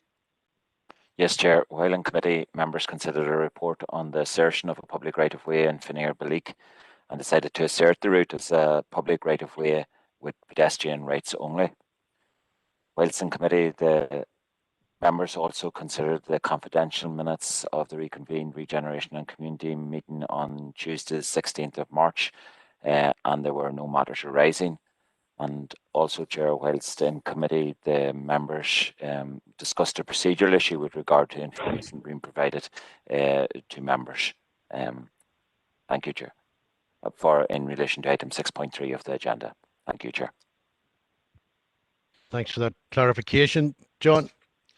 So now, members, as agreed, the proposal and the second by Councillor McAleer and Councillor O'Coffey, I am ruling that out of order due to the lateness. Okay. We need a proposer and seconder for that, what happened in committee first. Again, sorry, members. I need a proposer and seconder to agree what John's summation there. Alex, you have your hand up. And Councillor Deehan. Okay, Chair, members, thanks for... Sorry, Chair. I had put my hand up just to declare an interest in item 6.2 and 6.3. I had joined the meeting late and I put a little message in your chat, so it's just to declare, but I did want to declare it publicly, Chair.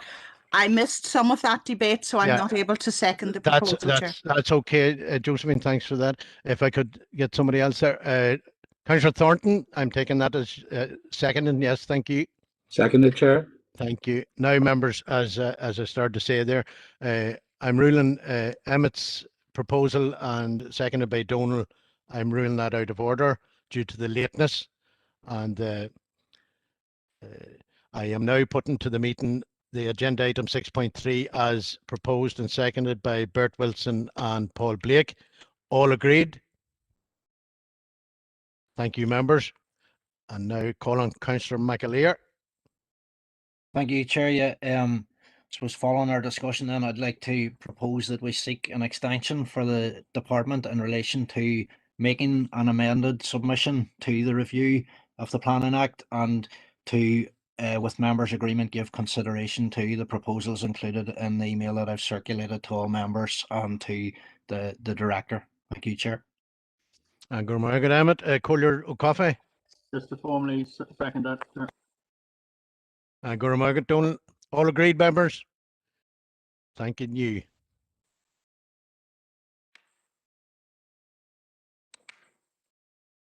Correspondence. Now, members, moving on to correspondence. Item 8 on the agenda, 8.1. Letter from the Department of Communities, and I think that's over to you, John, please. Yes, thank you, Chair. This is correspondence from the Department for Communities in relation to correspondence from the Council in relation to cuts to welfare reform mitigation funding, and that they were asking the department not to implement those and request to provide sustainable funding for the independent advice sector to help them with the most vulnerable in society. Thank you, Chair. The response is there. John. Councillor Michael Duff, Collier Michael Duff. Yep, Chair, thank you. Just to declare perhaps an interest as a member of the Management Board of OMA Independent Advice Services.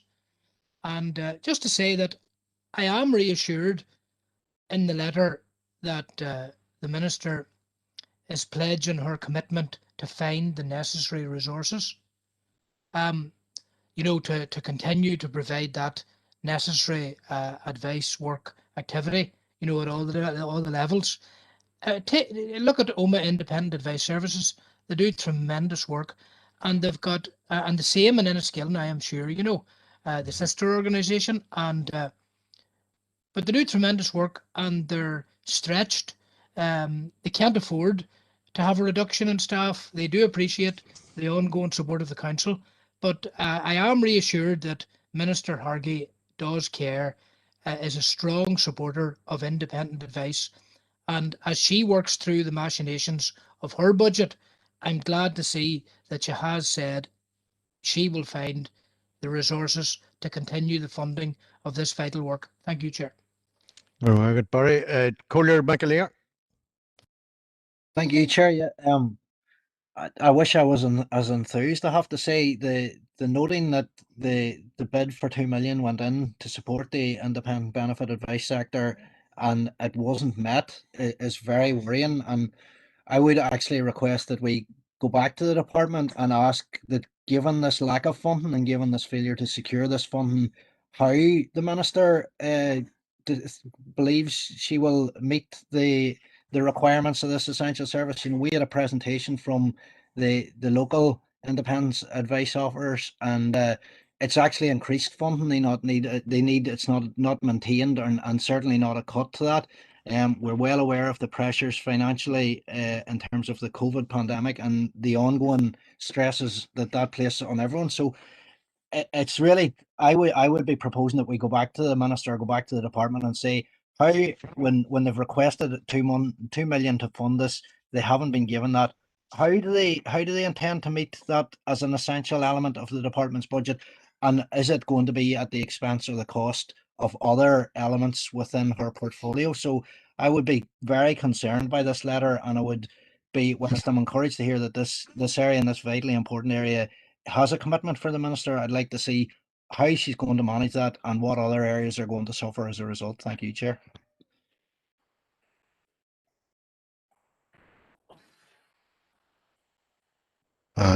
I'm just seeking some advice from the Director here. I don't believe that your proposal has any merit, Councillor. The letter from the Minister has indicated that she will find this. We can't just go back and question the Minister as to how she will get it and etc. in the manner you proposed there. So I'm not happy to take that proposal. Moving on, Councillor Gannon, please. Thank you, Chair. Obviously, like others, I do welcome this response. We know how important the independent advice sector is, and anyone who's on the meeting with them, they show just how important they were if you didn't already know. I'm glad that the Minister has guaranteed this funding. It took a wee bit of pressure to get it, but it's good that this has come. I do think you're right in your assertion there on that second proposal, Chair. We'll see what happens with when the budget actually comes out. We'll find out soon enough what's going to happen in regard to it, but we'll have to keep a watching eye, as we do of all ministers and departmental budgets. I'm sure we'll keep an eye on all of them. But Chair, I'm happy to second the propose if you could. Or to propose, sorry, I thought Right. Barry proposed. Good man, Adam. Good man. Right, Collier McCaffrey. I was coming in the second there, but yes, I think it is heartening to see this from Minister Deirdre Harrigan. It's great to see ministers making commitments and not excuses. And you know, we know that she is genuine in her efforts to find the budgetary allocations to continue the support of the independent advice sector. And I would just take this opportunity as a Fermanagh representative to praise the work that community advice Fermanagh does, as Councillor McElduff mentioned, equally so in Omagh.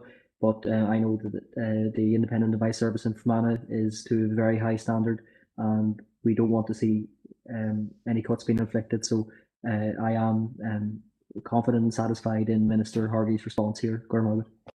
And Gormagh, proposed and seconded. Okay, members, moving on. Item 8.2. I think that's over to Kim there. Department of Agriculture, Environment and Rural Affairs. Yes, Chair. So this correspondence was received in response to the Council's representations seeking additional funding for the Village Renewal Scheme, and the Minister's advised that there are currently no additional funds from within the approved LEADER programme. However, officials are working on the development of a rural policy framework for rural development support going forward. Collier Coyle, go ahead, John. Thanks, Chair. I'll propose to note disappointing that no extra funding, because I know that those projects in Balleek and Derrygonnelly, you know, were going to benefit those villages. So rather disappointing from the Minister. Thank you. Okay, John. Councillor Robinson. Seconded. Thanks for that, Paul. Next up, oh, that's it. It's okay. All agreed, members? Thank you. Next item, over to you again, Kim, please. Thank you, Chair. So this correspondence is again in response to the Council's representations to the NIEA about discharge consents into protected waterways, and some information has been provided in terms of existing applications from Dalradian, and giving assurances in terms of NIEA's consenting process. Thanks, Kim. First up, Councillor McAleer.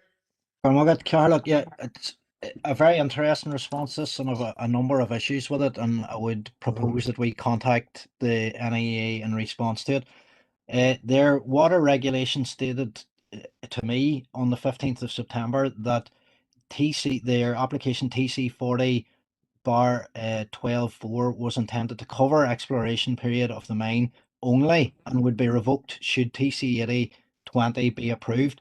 I'm wondering, does that now mean that TC 80/20 has been approved, as noted in her letter, the one that's the standing or existing discharge consent? Dr. Kearney also states that the application TC 80/20 will be assessed against the Water Framework Directive 2015.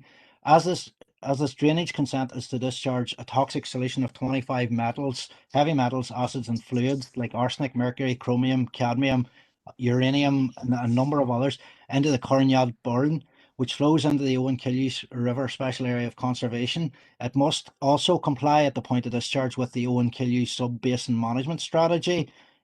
So in order to preserve the water in a favourable condition for the freshwater pearl mussels, which are, of course, Ireland's only globally endangered species. Personally, I don't take any reassurance from NIEA in their promises of monitoring, sampling or enforcement, and indeed, during the judicial review in 2019, they openly admitted that they didn't possess the proper equipment to test the samples against the parameters set down in previous discharge consents. So I would ask, can Dr. Kearney confirm that the NIEA has now got the appropriate equipment to test required levels? And furthermore, enforcement by NIEA has been very lax, allowing Dalradian several breaches, and the only sanction being a phone call or a letter. Indeed, at one stage, they even advised Dalradian that there would be no enforcement action from April to September in 2017, whilst NIEA was considering a variation to a previous discharge consent. So that's tantamount to giving them permission to break the law, to poison the water and the freshwater pearl mussels, the trout and the salmon in the river. So again, I would be looking us to respond in the strongest possible terms and to ask a number of questions of Dr. Kearney and of NIA. Thank you, Chair. Thanks for that, Emmett. And can you propose the noting of the communication? Just acknowledge communication. I'll note that as well. Yeah, propose that. Just to acknowledge the letter. Next up, Councillor Erskine. Thank you, Chair. I was actually going to come in there to propose notes, so I'll second the noting of the correspondence. I welcome the DERA's clarification on the consenting regime regarding discharge and protected waterways. I mean, we all want to see waterways protected, and it's positive that DERA places strong emphasis on this through a regulatory framework. So Chair, will second the noting of the letter. Thanks for that, Deborah. A couple other members still showing there. Do you wish to speak on it there? Emmett, you're still up there. I'm sure you've had your say there. Victor? Yeah, well, Warrington?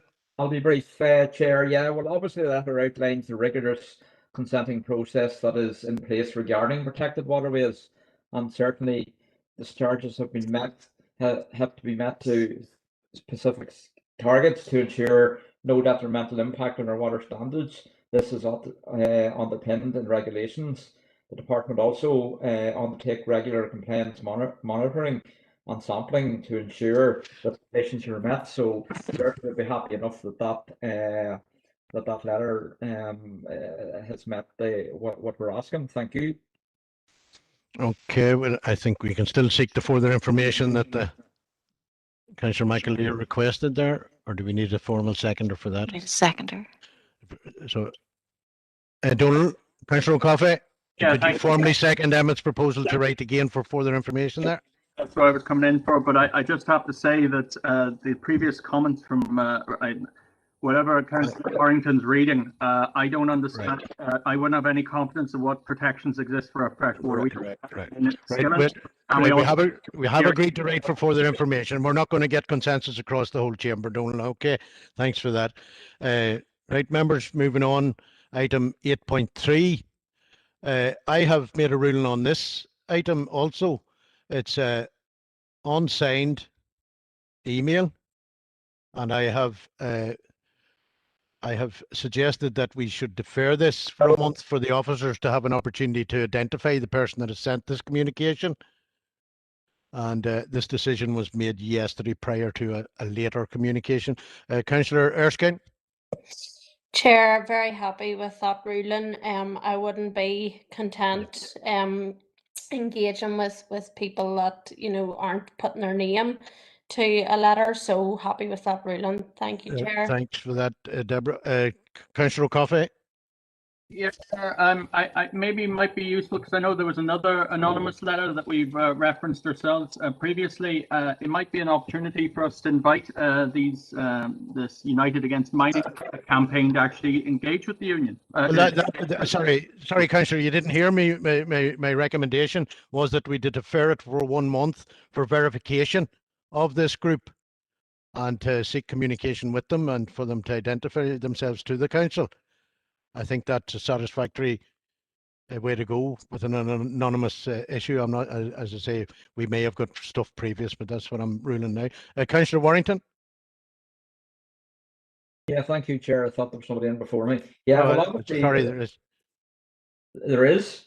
I'll go on ahead. It's right. Councillor basically, your ruling is correct. This letter is in unsigned and it demands that we change our council position to spend money on an independent consultation.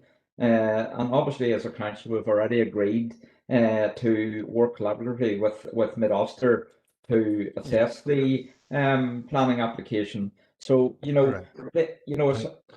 we have invited these groups in to address the council at numerous times in the past, and they've always declined their offer. So I think that says more about them than it does about us. Thank you, Chair. Right, thanks for that. Sorry, Emmett, you were forced there, but go on ahead now, Emmett. Apologies. No worries. It's very interesting to me as a mid-throne councillor that it's constantly Councillor Warrington and Councillor Skinner coming into the defence of that reading. Right. Oh, Emmet, come on now, come on In now, relation please. to the In relation to the my ruling. correspondence. No, don't talk about the correspondence. I've Well, ruled in relation it out. to your ruling.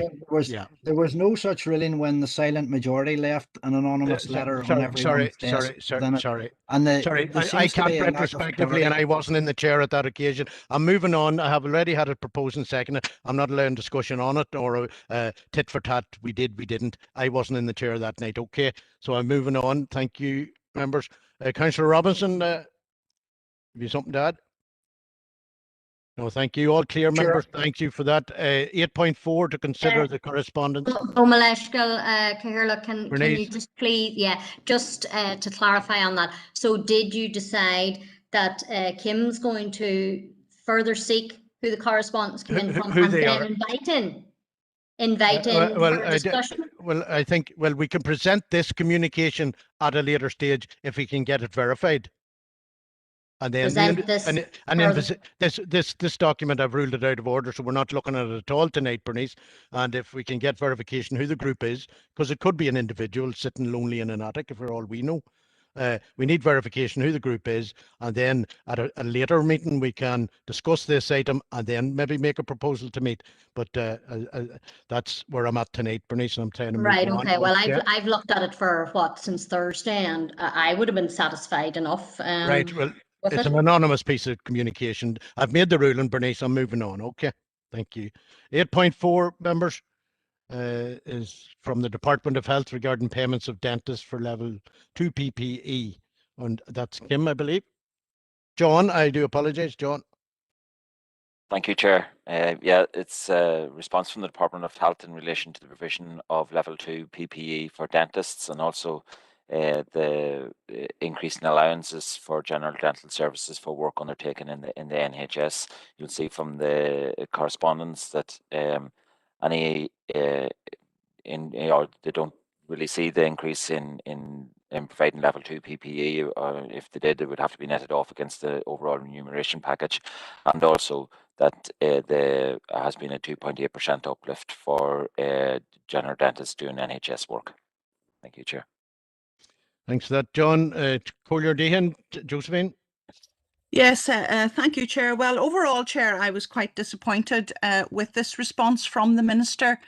I mean, the purpose in putting these proposals forward is to ensure that the people of our district have easy access to general dental services and that they can be treated safely, and also with due regard to the safety of general dental practitioners and their staff. And whilst I welcome the £1 million provision for level 1 PPE, the fact of the matter is that that is not sufficient to enable dentists to undertake aerosol generating procedures. They need level 2 equipment. And I think the Minister's letter really indicates to me that he has done nothing really above and beyond the provision of the level 1 PPE to address the issue of dental services. I think that apart from the annual uplift recommended by the DDRB, he has not addressed the issue of fee per item of NHS services, which has driven many general dental practitioners into private practice to the detriment of our constituents. So that's disappointing. In relation to the provision of level 2 PPE, the Minister asserts that there are a number of different designs and models and dentists should have to choose these themselves. But I do think that as part of the response to the COVID situation, that general dental practitioners should have been provided with additional resources to acquire this protection, which they would not have needed were it not for the pandemic. So I propose to note the correspondence, Chair, but I am disappointed in it. And I would suggest we keep a watching brief on this, Chair. Thank you. Thanks for that, Josephine. Donald Coffey, Corner Coffey. Chair, thank you for allowing me in. I'm looking to come in. Councillor Dehan's actually raised a lot of the issues, so I'm not going to speak on those precise issues. So, however, there are a number of things I do want to say. One of which is it took 5 months for this letter to be responded to. The second one of which is that we received a letter at the very end of March, which references a pay increase, which comes into effect backdated to the beginning of April, which would be a very bad practice, in my opinion, in terms of conceding a pay claim, because they should be negotiating the pay claim. This is about to happen, or should have already come into force. The third point is really the scale of the uplift for wages of dentists is, or payments to dentists is 2.8%. We note that compares to the 5% that the BDA claimed. Also, the 30% reduction in income of dentists to do NHS work, which is, as Councillor Deaton has correctly said, forcing dentists not to take on NHS staff. So I'd like to propose right back specifically an issue that's affecting people in Enniskillen and around other areas of Fermanagh and Omagh, which is the loss of dental technicians doing NHS work. We've lost another one of these in Enniskillen in the last little while, and we need to see the payments are so low that NHS practitioners and professionals, dental professionals are not taking on NHS work. And it's not just extended to dentists, but actual dental technical worker and denture replacement. These are now being sent to England at the moment. So I think we need to raise this with the Minister with a view to seeing whether support for NHS dental services can be increased. Thank you, Chair. Could you second the noting of the receipt of the letter? Certainly. Thank you, Donald. And Emmett, Collier Michael here. Thank you, Chair. Yeah, the points have been covered, so I'll not flog a dead horse, but I'm happy to second the proposals made by Councillor O'Coffey there. Writing these continual letters to ministers is beginning to feel like flogging dead horses too, because we don't seem to get the answers we wish for. But having said that, you're seconding Councillor O'Coffey's proposal to write again on the issues he raised. Emmett, yeah. Carcolor, yeah. Yeah, my Alex, Councillor Baird. Thank you, Chair. It's just a point of clarification. I'm wondering, this letter was sent on behalf of members. Now, I don't know whether members were lobbied by dentists, but I presume the dentists have a governing body, and I'm wondering, have they made any representation on these matters? Because it's all very well for individual councillors to say they're speaking, but one would have thought the representative body of the dental profession, it would be good to know if they are satisfied or dissatisfied. Thank you.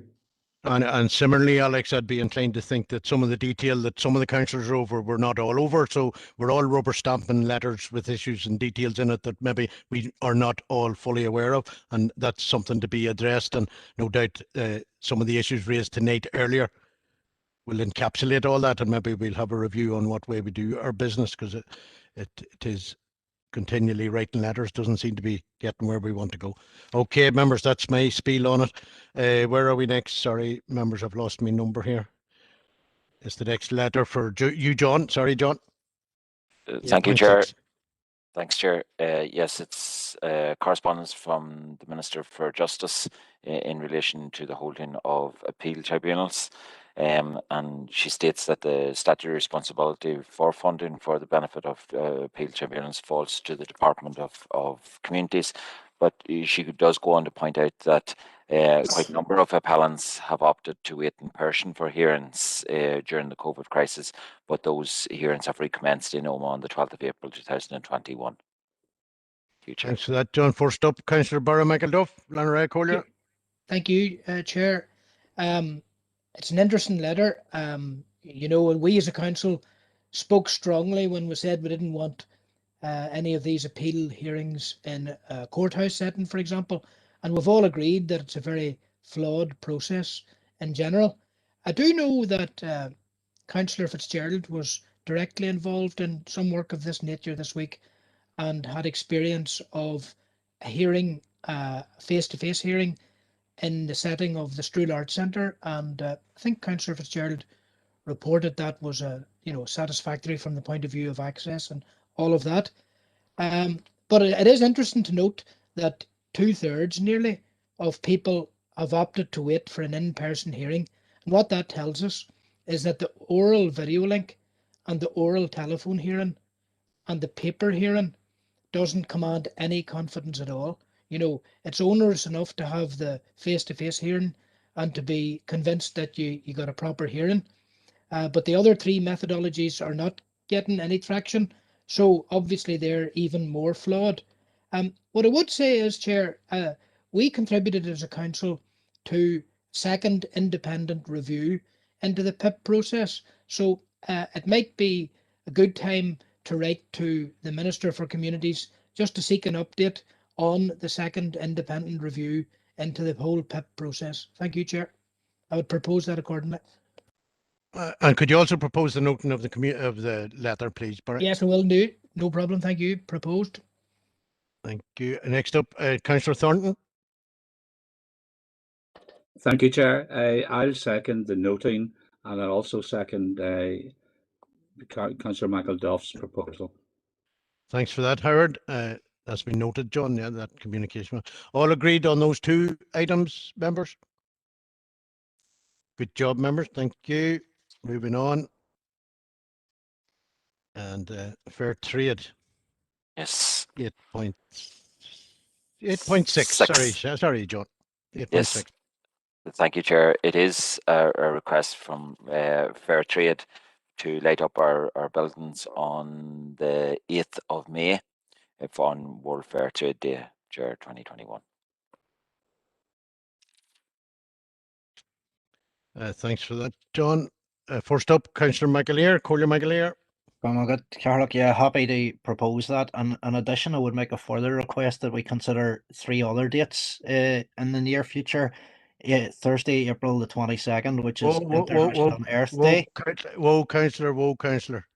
One at a time, perhaps. Just drop in for the request now. How do we communicate the request for lightings, John? To yourself or through the? Yeah. Just to yourself. Yeah, you can bring it to yourself, yes. And then it can be considered by committee. It all depends, I suppose, on the dates on which Councillor McAleer is talking about. That's to assist with to make sure that the proposal fits with our protocols and all, Councillor, if you don't mind. Well, Chair, I'll give you the dates and what. No, sorry, Chair. If you could, week or so. No, if you could communicate it with John, maybe by email, Councillor. We're pressed for time. Your proposal is for the lighting of the fair trade. I'm happy enough to take that, Emmett. Thank you. Sir, this similar matter has been proposed and progressed previously, so I'm not sure what the issue in relation to this is.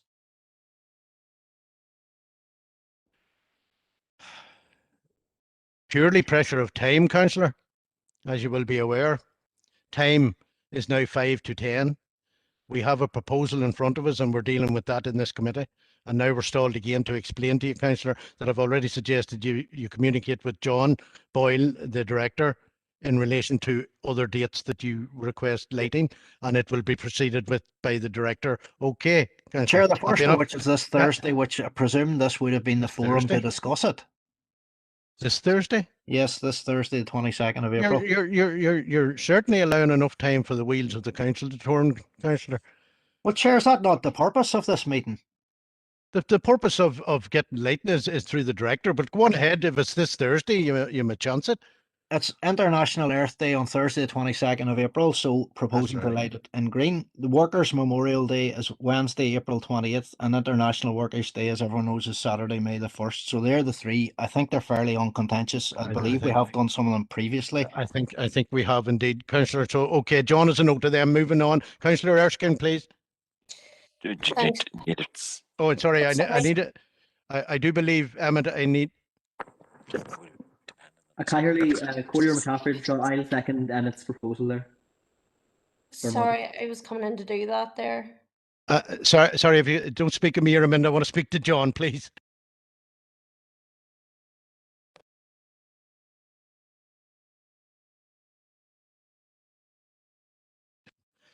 Sorry, it was clarification from the Director that it's all okay as long as there's no other issue on those dates, and that John Boyle, the Director, will communicate that back to you, Councillor. Okay, Councillor Erskine, please. Apologies. Yeah, it was just to formally second that proposal, Chair. Chair, I did have an item of any other business, which will take literally 20 seconds if I can. It is on this issue, I suppose. We may as well take it now. Well, here now, would I check the time, Deborah?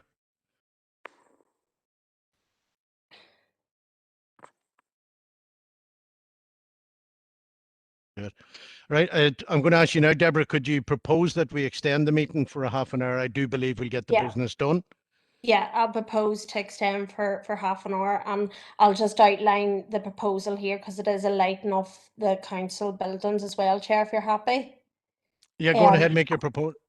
So next month we will. Sorry, just for accuracy, Deborah, if I could get somebody to second the extension of the meeting before you proceed. Councillor Thompson, Chair. Thank you, Earl. Good man. Thank you. Now, apologies again, Deborah. Go ahead there. Sorry about this. No problem, Chair. So next month we will mark the 100th anniversary of the creation of Northern Ireland, and as a reflection of that period of time, I would like to propose that council buildings be lit in the colour purple, which is our corporate colours, on the 3rd of May 2021, as we look back on 100 years of our history and look hopefully ahead to the future of this district together. So I would propose that we light the council buildings on the 3rd of May in the colour purple. Thanks, Chair. Thanks for your proposal, Deborah. Next up, Councillor Corey, Siobhan, Lanray, Siobhan. For Margaret O'Caherly, just going back to the item 8.6, I'd just like to formally second the proposal to light up for fair trade as the chair of the APG on fair trade, and just to point out and just to formally recognise as well our officials' work, although Dr. Strange says in the letter there that we wouldn't have had an opportunity during Fair Trade Fortnight. Our council officials did do a lot of work in raising awareness in a virtual way around fair trade in the district. So just to congratulate them for that and acknowledge that as well. Caherly, Gurmagat. Gurmagat, Siobhan, but I do believe Deborah had already seconded, but happy enough. Thanks for that. Councillor Keith Elliott. Yes, thank you, Chair. Just happy to second Councillor Erskine's proposal. Thank you. Thank you, Keith. Next up, Councillor Christopher McCaffrey, Collier McCaffrey. Gurmagat, Caherly, well, just supposed to make the position that I would not be in favour of lighting up the council buildings on that date, because as unionists will be aware, the creation of the northern state, as they would call it, or as we call it, partition, was disastrous for this island. It caused places like my home place in Cannolly to be split in two, essentially, and neighbouring counties to be estranged from each other. And of course, for decades, there was a one-party unionist state here which discriminated against the Catholic population. I'll finish quickly, but please, more reflective would have been the position taken by this council, by both Tyrone County Council and Fermanagh County Council at that time, which was not to accept partition and did not recognise the six-county northern statehood. So I don't believe that lighting up our council buildings would be fair to the nationalists in our district, Gurmagat. Gurmagat, Christopher. Councillor Bernice Swift, Collier Swift. Oh, Gurmagat, Caherlock, and I too am fundamentally opposed to that proposal by Councillor Erskine. If it was to light up the buildings for 100 years of partition, that certainly should be the lighting up that should be considered, but absolutely not. We, and I'm already on record as of stating that, have suffered 100 years of guerrilla forces waging a war for the national liberation, and we all know the British state moved to secure its own greedy interests, and we have experienced years of oppression, discrimination, imprisonment and internment, and the real story of what we talk about here night after night in committees: homelessness, joblessness, torture, collusion and state-sponsored death squads. All of these topics, the language rights, our Irish language rights, I think it was mentioned only last week about the statutes of Kilkenny. So this is a tale of corruption at the highest levels, and I will not be supporting. I'll switch all my lights off in my house on that date if anything was to be going along as if to support. And again, it's not just a story of 100 years old. It began a long time before that. Sorry, Bernice. We'll have to call for a Kaylee to hear the rest of your story someday. Well, I'll just finish off then. I will conclude. Yes, it's not an Easter speech. I appreciate it. Anyway, as they do, I, being a disloyal subject, who has unfortunately tethered to the state, say that supremacy is nothing to celebrate. And once again, I just end by saying I totally refute that idea, because Republicans will remember those that have died at the hands for a maggot. Thanks for that, Councillor. I sense I'm going to have to go to a vote on this issue, members, and obviously with the question of time, if you're happy enough just to let me proceed to the vote. Chair, Chair, if you have anything else to say, sorry, we have to have two hands. I was hoping some of them had dropped down first. Deborah, I'll allow you then. Councillor Feely, please. No, I'll not waste time. Same as Christopher, and he's totally against it. And I say, speak for all the National and Republican councillors in the chamber. Yeah. Yeah, fair enough. Councillor Mary Garrity. Thanks very much, Chair, and my apologies to you as Chair, but I thought there was a bit of disrespect given to you earlier and I zoned out and I have lost the run of myself of what all the lighting were doing. So if I could have clarity what Deborah's was there again. I haven't even listened to Councillor Michael Ears. I know they're being sent to John, but they will come back. There's nothing contentious in any of them, I don't believe, but it's whether there's time for them. The one that Deborah and seconded by Keith is that we light up the castle and Strularts to celebrate the birth of the six-county state, as I would call it. Sorry, Chair. Is it the wording to celebrate? Chair, because I think that might be the issue rather than just to note. I think we all have to be mature adults here, and if it's celebrate, it's one thing, but I don't think that might be Deborah's intention. No, Deborah, Chair, it's not. Can I clarify that, please? Go ahead, Deborah, please. So my proposal is not actually in terms of celebrate or petition or anything, and it is we light up the building on the 3rd of May. It is the day that Northern Ireland was created, and no matter what our position is, I think it's important that we reflect on that. That's why I have chosen purple as our corporate colours, that we reflect that Northern Ireland is 100 years, whether you come from a persuasion of that was devastating to your community or whether it's something to be celebrated. I think that purple is a non-contentious issue, or a non-contentious colour, should I just say, in Northern Ireland. And I think that we should take time to reflect on 100 years and move forward together as a community. So that is my proposal. It's not celebration. Thanks for that clarification, Deborah. There's a number of hands up. I'm going to go straight to a vote because I believe I'm going to have to do that anyway, and time is pressing, members. So sorry for stifling any further discussion, but I think the points have been made on both sides of the discussion. So I'm going to go straight into a vote. So apologies to members with hands up there, but I think you will have an opportunity to vote on it, yes or nay. So that will be your decision. Okay, members. Call for recorded vote, Chair, please. I have a pen and paper in front of me, Alex. Yes, okay. So, Councillor Diane Armstrong. Chair, it's Councillor Thornton. She's on the phone to me. She has lost internet connection at this time. Right, well, I will try again. I don't know how we could possibly take a vote with if she can't make contact. There you are. Councillor Baird.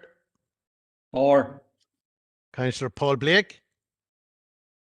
For. Councillor Mark Buchanan. For. Councillor Glenn Campbell. Glenn, is he with us? Maybe not. Councillor Sean Clark. Lost Sean as well. Councillor John Coyle. For. Collier Siobhan Curry. NA, against. Collier Josephine Deehan. Against. Collier Anne-Marie Donnelly. An aye, against. Collier Sean Donnelly. Against. Collier Stephen Donnelly. For. Councillor Keith Elliott. For. Councillor Deborah Erskine. For. Councillor Anthony Feely. Against. Councillor Anne-Marie Fitzgerald. An aye against. Councillor Adam Gannon. For. Councillor Mary Garrity. For, Chair. Councillor Seamus Green, Collier Green. Against. Councillor Robert Irvine. I don't know if Robert did join us. Seemingly not. Councillor Keenan. Maybe. Not sure if he's here either. Councillor Collier Catherine Kelly.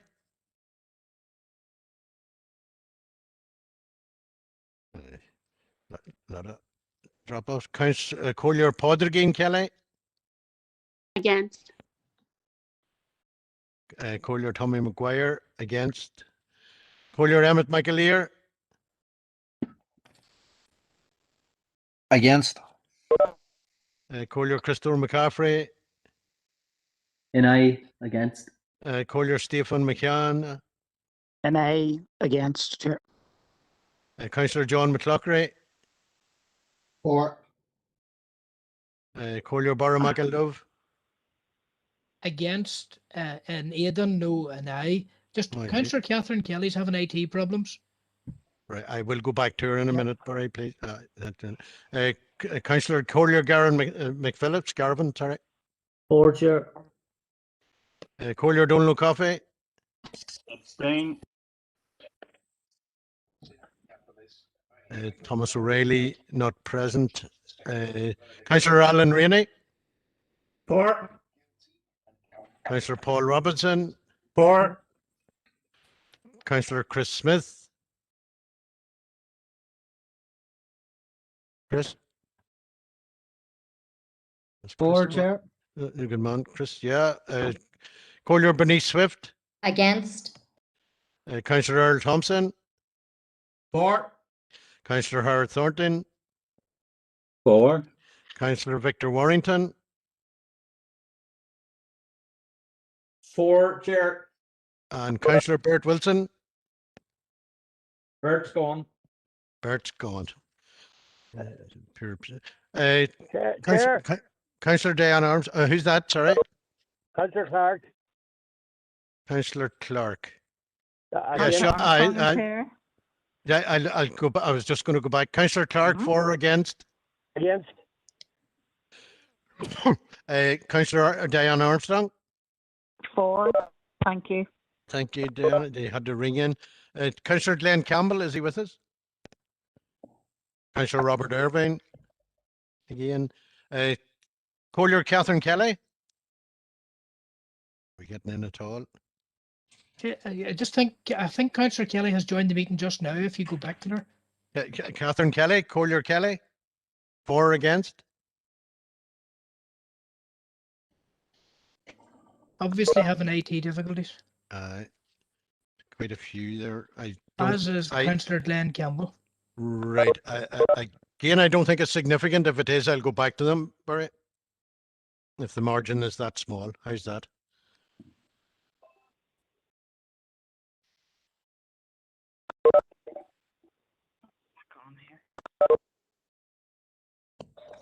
Chairman? Councillor Campbell? Yeah. Sorry. There's some sort of feedback. Have you entered twice, Glenn? No. Possibly. Yes. For or against the vote quickly before I close it, Glenn? I am against. Right, Glenn. Gurmagan. You could have voted twice if you were in twice, couldn't you? Chair, Councillor Kelly may be available now. Catherine Kelly, she's put a note into the notes or chat. Catherine Kelly, for or against? Yeah, Chair, I just got back in. My internet crashed. Right. Are you aware of the proposal? Oh, crash again? Yes, I am. You're aware of it? Are you for or against? I'm against. Thank you. I think that's clear enough. There's another one there. 1, 2, 3, 4, 5, 6, 7, 8, 9, 10, 11, 12, 13, 14, 15, 16, 17, 18 for. 1, 2, and 17 against. So we have a decision, members. There's 18 for, 17 against, and 1 abstention. And I think I got everybody. Councillor Irwin and Councillor Keenan didn't appear to be at the meeting. Okay, members, moving on. Councillor Garrity, your hand's still up, but I think I'll just move on now. Okay, where are we now, members? 8.7. A letter from the Department of Finance. That's over to you, Kim, please. Yes, this correspondence is again in relation to the council's representations, and the ministers advised that housing falls within the policy area of DFC and would be a matter for the Communities Minister to bring forward any proposals to the Executive for consideration. He does note his department's contribution to a number of policies and initiatives on the Green Growth Agenda. First up, Councillor Deehan. Thank you, Chair. Well, I am a little disappointed at this response. You know, we are all concerned about climate change and about fuel poverty and all of that. Fact of the matter is that building houses to passive house standard is extremely expensive, and you know, it does require a great financial commitment to that. The Minister has indicated in his letter that, you know, the distribution of budgets is a matter for the Executive, and I do accept that. And the policy in relation to housing provision, social housing provision, is the remit of the Department for Communities and the Minister for Communities. But nevertheless, none of these actions can come to fruition without suitable funding. So the Minister has made a number of positive contributions in his letter, but didn't really commit to the funding, which I feel is disappointing. But I would propose to note the correspondence, Chair, and perhaps we can revisit it at a later time. Thank you. Thanks for that, Josephine. Next up, Corlo Coffey. Sure, yeah, it is terrible to see the lack of ambition when it comes to you know, it only applies to new build and refurbishment, whereas what we need is a widespread you know, a retrofit of all executive properties to bring them up to standards to lower the cost of fuel and so on. So I'm happy to second the motion. Thanks for that, Donald. Next up, Corlo Coffey. Or sorry, Corlo Corey. Yeah, you better be. Gurmagad Kylie. Yeah, just to make the comment, you know, and I think we just need to get real too. You know, we all, you know, we know that these are all important areas. I think, you know, it is acknowledged that the programme for government you know, has kind of included this as well, but we need to really just acknowledge this is the Minister for Finance has limited powers to generate finance. You know, we don't have those powers, and we're living with over a decade now of Tory austerity and cuts, and there's going to be no doubt some really difficult decisions, I think, this year in the time ahead, considering the impact that COVID has had right across the board, and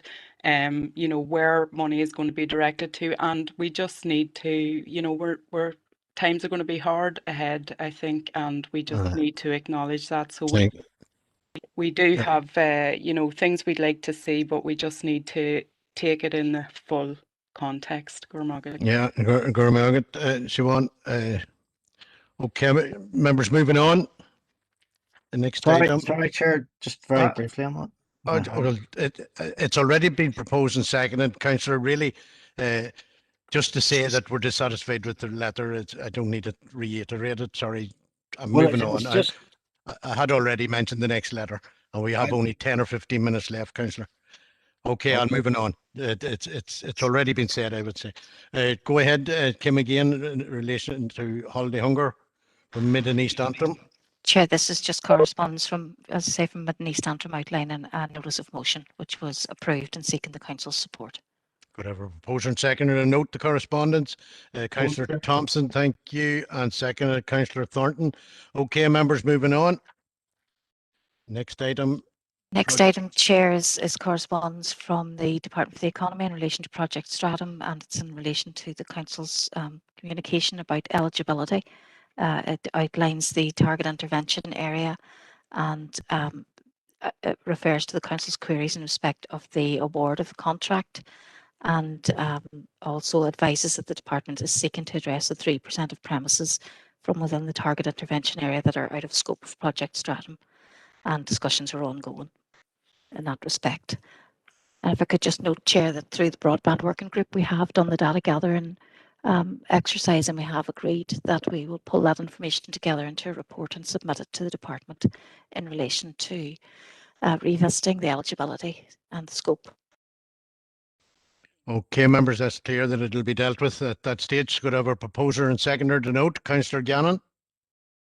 Chair, I'm not surprised with the Minister's correspondence that she doesn't want to take on board our suggestions. Sorry, Councillor, I'm conscious of the time now, and we already have a clear indication of where we're going with this. Chair, on this particular item.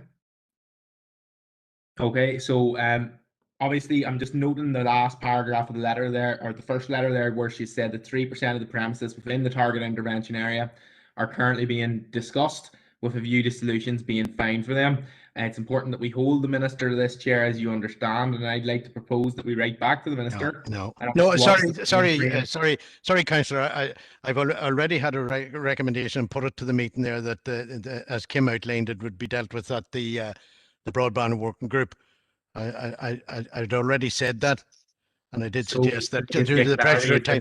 Well, it is going to be on the agenda of the Broadband Working Group. It will be on the that is as I understood, and I thought that was made clear by Kim. But there we are, Councillor. Could you're proposing that we note it? And Councillor O'Coffey, happy to second, please. Second. Thank you, Donald Cormagan. Right, members, moving on. Next one, Kim. This is John. Oh, sorry, it's John now. Sorry, John. Sorry, Chair, to confuse you. Yeah. This is in relation correspondence from the Department of Health in relation to the vaccination programme that was rolled out to GP practices and the number of vaccinations which were given to the GP practices. Thanks for that, John. Could I have a proposer? Proposed, noted, Chairman. Thank you, Errol. And could I have a seconder? Good man, Paul Robinson. All agreed, members? Thanking you. And the next one up, and Kim. Chair, the next correspondence relates to correspondence we issued to County Donegal County Council in relation to the proposed variation to their development plan respective to the 10T priority route. We asked for some clarification about whether there were impacts for the Sperrins. This is a response received. It did ask us to make further contact, and officers did have a conversation. They've clarified, or they have advised, that there were no specific issues identified for the Sperrins. Some potential visual impacts of the project, and referred specifically to the environmental report. And he has provided a number of links which I can share with members to review the documentation further. Thanks for that, Kim. Emmett, could you propose to note? As the person who proposed raising this query, like, it's very disappointing, the response that we've been given, and won't they give us an answer, and again probably providing links that we've already had access to, but proposed to note, and Kim, yeah, if you could definitely circulate that information. Thanks. Thank you. Gormagan, Emmett. Donald? Second. Gormagan. That's great, members. Moving all agreed there. Yes, thank you. Now we have some further correspondence that came in after the initial, and it's 8:12, I believe, from the Arts Council, and that's you, John, please. Yes, thank you, Chair. It's in following the meeting with the Arts Council for Northern Ireland in relation to a number of aspects which were raised at the meeting. They're clarified, and also the letter highlights a number of agreed steps, or steps which they have suggested that we work in collaboration with Fermanagh and Omagh District Council, and just to let members know that we will follow up on all of those steps with the Arts Council for the good of our district. Thanks for that, John. Corder O'Coffey. Vote note that. Sorry, happy to propose. Thanks, Don. And Collier Michael Dove. Yeah, happy to second it. And just to add, not a proposal, that it would be good if our arts team would work closely with the Arts Council to optimise the potential of the Oma Musical Heritage Trail. And just to add in now, the theme of the show bands, I would like the council arts officers to explore with the Arts Council the potential for highlighting Oma's central place in the history of show bands, and I'll return to that theme later. Thank you, Chair. Dolan, thanks for that.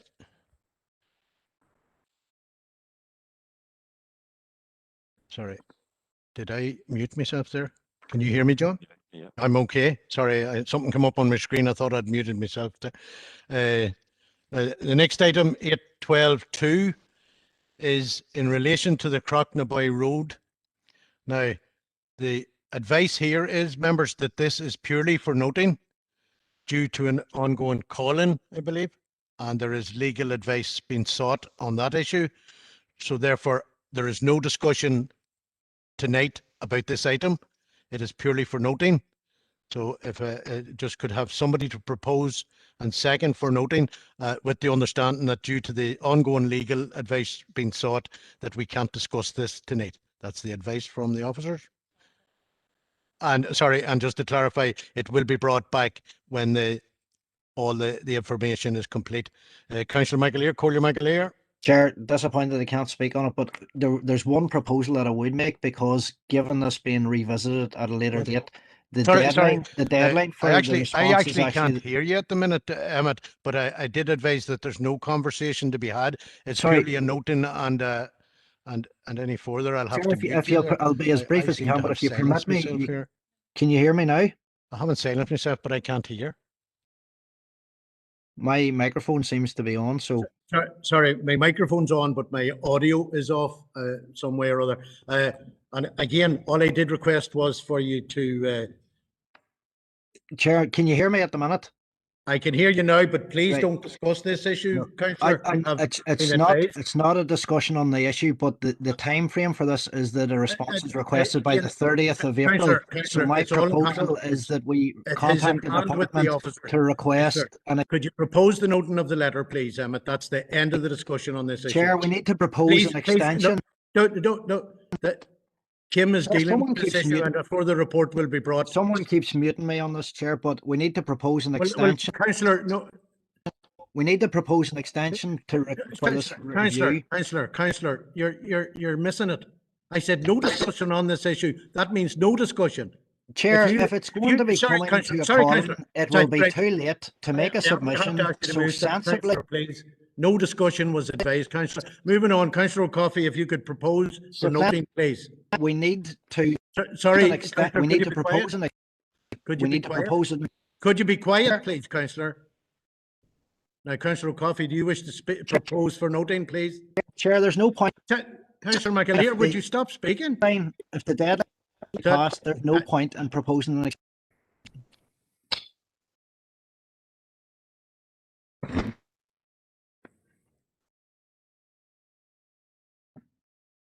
Chair, we need to... Sorry, Councillor, could you be quiet? I have already asked for you to be muted. I have already given clear instruction. I want somebody to propose and second this letter for noting. That is the only conversation to be had. You have... Chair, sorry, no more chair, please. Councillor McAleer, please be quiet. Councillor Victor Warrington, please. Councillor Warrington, the proposal of this letter, Chair. Thank you. Chair. My screen is going down.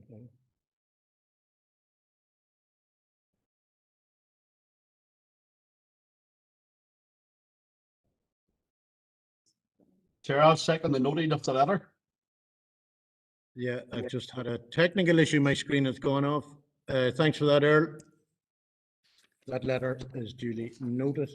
Now, I don't know if you can see me or not, but I will look for the hands on John's screen here. The next letter is from NIEA. Chair, this letter is from NIEA. It's in relation to the peat bog slide at Mean Bog Wind Farm, and the letter is telling us that the information must be treated as subject to legal action, and therefore they're unable to take any further comment at this stage. Again, members, if I could have a proposer and seconder, please. Councillor Donnelly. Propose to note, Chair.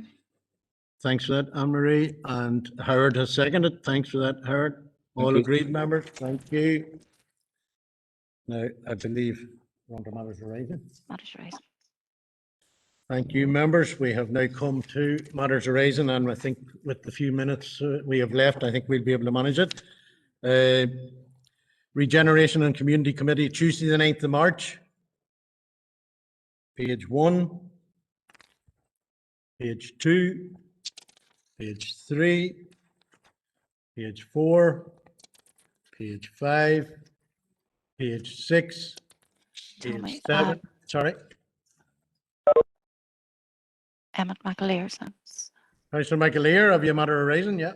Yeah, Chair, this was one I'd raised in council and was advised to raise it here. It's in relation to item agenda 6.6, which is noted on page 2 of the minutes. And it's to do with the Gorgon Glen steering group, but it applies, I suppose, to all committees where 5 of the 6 members have declared an interest at the start of the meeting.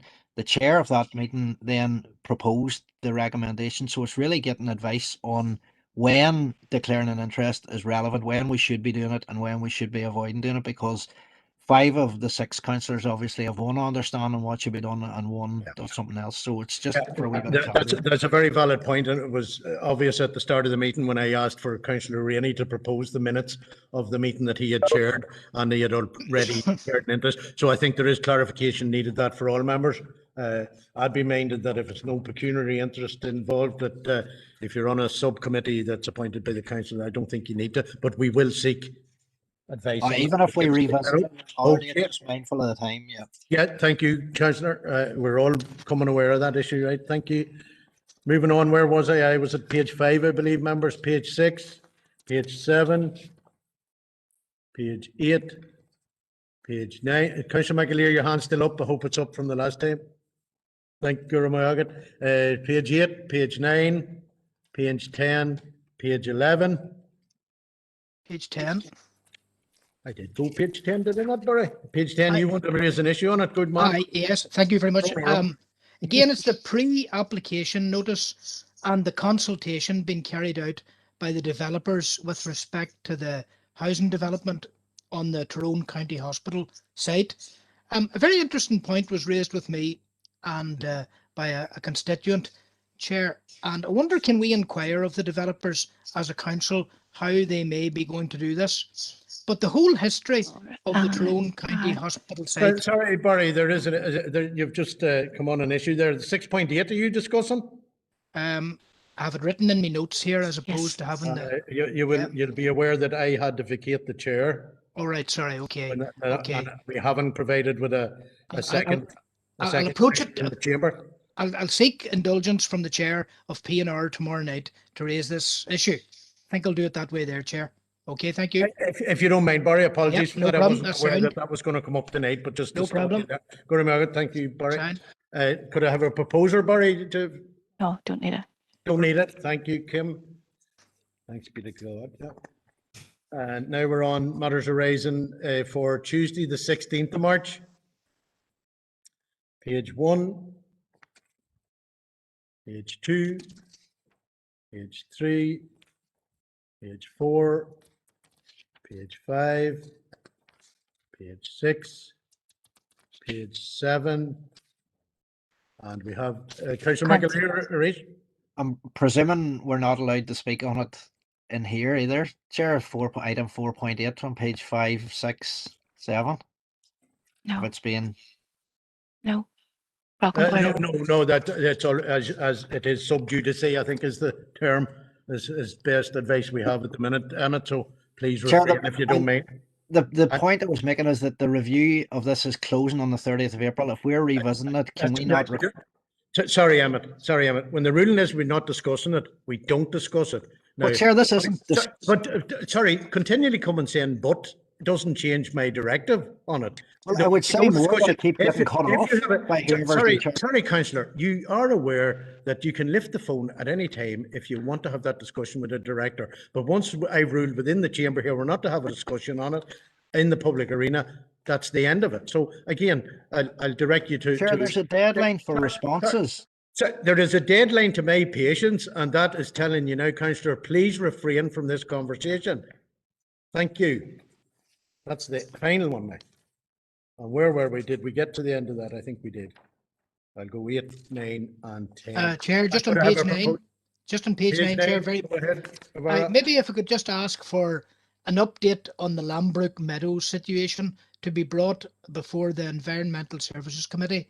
You know, that would be the second or the first Tuesday in May, because there have been a number of recent incidents, again, possibly involving our own fleet, where they have been unable to go round a roundabout and damage has been caused to a roundabout there. Thank you. Could you propose the? Oh no, we don't need that. As I was explaining the last time. Gurma, I'm getting late now, members. There is one other item. No, there was. Well, that was ruled out because the previous communication was ruled out. Just to be aware, there was a communication come in relation to the previous communication I had ruled out, members. So I think, is that us concluded, John and Kim?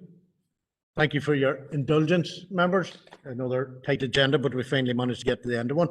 So, Igawai, Slana Walya, see you all soon. Slana. See you. Well done, Chair. Thanks, Chair. Take the rest of the night off. Well done, Chair.